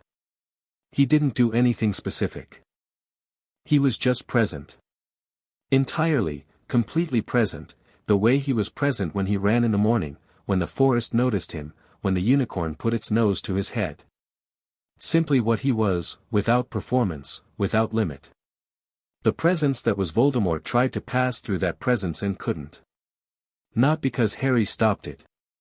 Because it encountered something too fundamental to move through, in the way that a current can move around a stone but cannot move through the stone itself. The presence dispersed. Not destroyed. Harry was clear on this, in the way he was clear on things he knew at a level below language. Death was part of the system and he was not in the business of circumventing the system, only of working within it. The presence dispersed into the larger field of the castle, thinned out, lost coherence. It was not gone in the permanent sense. But it was gone from here, from now, from this. Quirrell was grey and still. Harry checked him carefully. Still breathing. Barely. He would need care, real care, the kind that Madame Pomfrey was qualified to provide. He picked the man up. Quirrell was lighter than he should have been, which made Harry feel something quiet and complicated. He carried him out of the chamber, back through the potions room and the chess room and the key room and the plant room, through the trapdoor and up the corridor and into the part of the school where the torches were lit and the stone was warm and the accumulated magic of 1,000 years was an ambient constant. Dumbledore was in the corridor. He was standing outside the third-floor door with McGonagall and a woman Harry didn't recognize whose magical signature placed her in the same category as the Aurors he'd read about, ministry, trained combat, aware. He had his wand in his hand and his face had the expression of a man who has moved very fast from somewhere far away. He looked at Harry. He looked at Quirrell. He looked at the corridor behind Harry, which was empty and undisturbed. "He's alive," Harry said. "He needs Pomfrey. The possession has left him. He'll need to be evaluated." McGonagall moved immediately toward Quirrell with the efficient competence of someone who handles emergencies by handling them. The unknown Auror went past Harry into the corridor to assess. Dumbledore looked at Harry. "The stone," he said. Harry reached into his pocket and took it out. He held it in his palm, this small red stone that could theoretically produce gold indefinitely and extend life past its natural end. It was warm. It was real. It was, when you held it and truly felt it, deeply ordinary, just a thing, just a very cleverly made thing, with no more wisdom than the hands that had made it. Keep it, he said. Or destroy it. I don't need it. He held it out. Dumbledore took it, and when his fingers closed around it he stood very still for a moment, feeling something pass across his face that was not a performance, that was the actual feeling of a man who has spent a year engineering an outcome and is confronting the fact that the outcome was achieved by someone who didn't need to be engineered. Are you hurt? He asked. No, Harry said. What happened? In there. I talked to him, Harry said. And then I just, was what I am. And that was sufficient. Dumbledore looked at him for a long time. His eyes, which were usually doing several things simultaneously, were doing only one thing, which was trying to understand what they were looking at. What are you? He said, and it came out quieter than he'd intended. I'm Harry, Harry said. That's still the most accurate answer. He glanced down at the stone in Dumbledore's hand. He's not gone. Not permanently. He'll find another way, another time. You know that. Yes, Dumbledore said, heavily. I know. Then we have time to be ready properly. Not just me, properly, with everyone who needs to be included in what properly means. He looked at Dumbledore with the same clear, unafraid directness he had used in the office in October, and in the tea shop when he was 8, and in the garden of Privet Drive when he was 9 years old and had felt the sky crack for the first time. That conversation still needs to happen. Yes, Dumbledore said again. I think it does. Harry nodded. I'm going to bed, he said. It's 4 a.m. He walked back to Gryffindor Tower through corridors that shifted gently around him, the castle's awareness a constant low warmth. He went up the stairs and took off his shoes and lay down on his bed and looked at the ceiling. Hermione and Neville. They were both asleep. He could feel the specific quality of their presences, familiar now as the sound of the wind outside the window. Hermione's sleep was precise even in unconsciousness, organized and ordered. Neville's was deep, the slow tide of someone who is exactly where they belong. He lay there and felt the world settling around the thing that had just happened, the way the ground settles after a significant movement, not back to what it was, but into the new shape the movement had made. Different. Still real. Still solid. Outside, it was still dark. But at the very edge of the sky, the first suggestion of something else. He was asleep before it became light.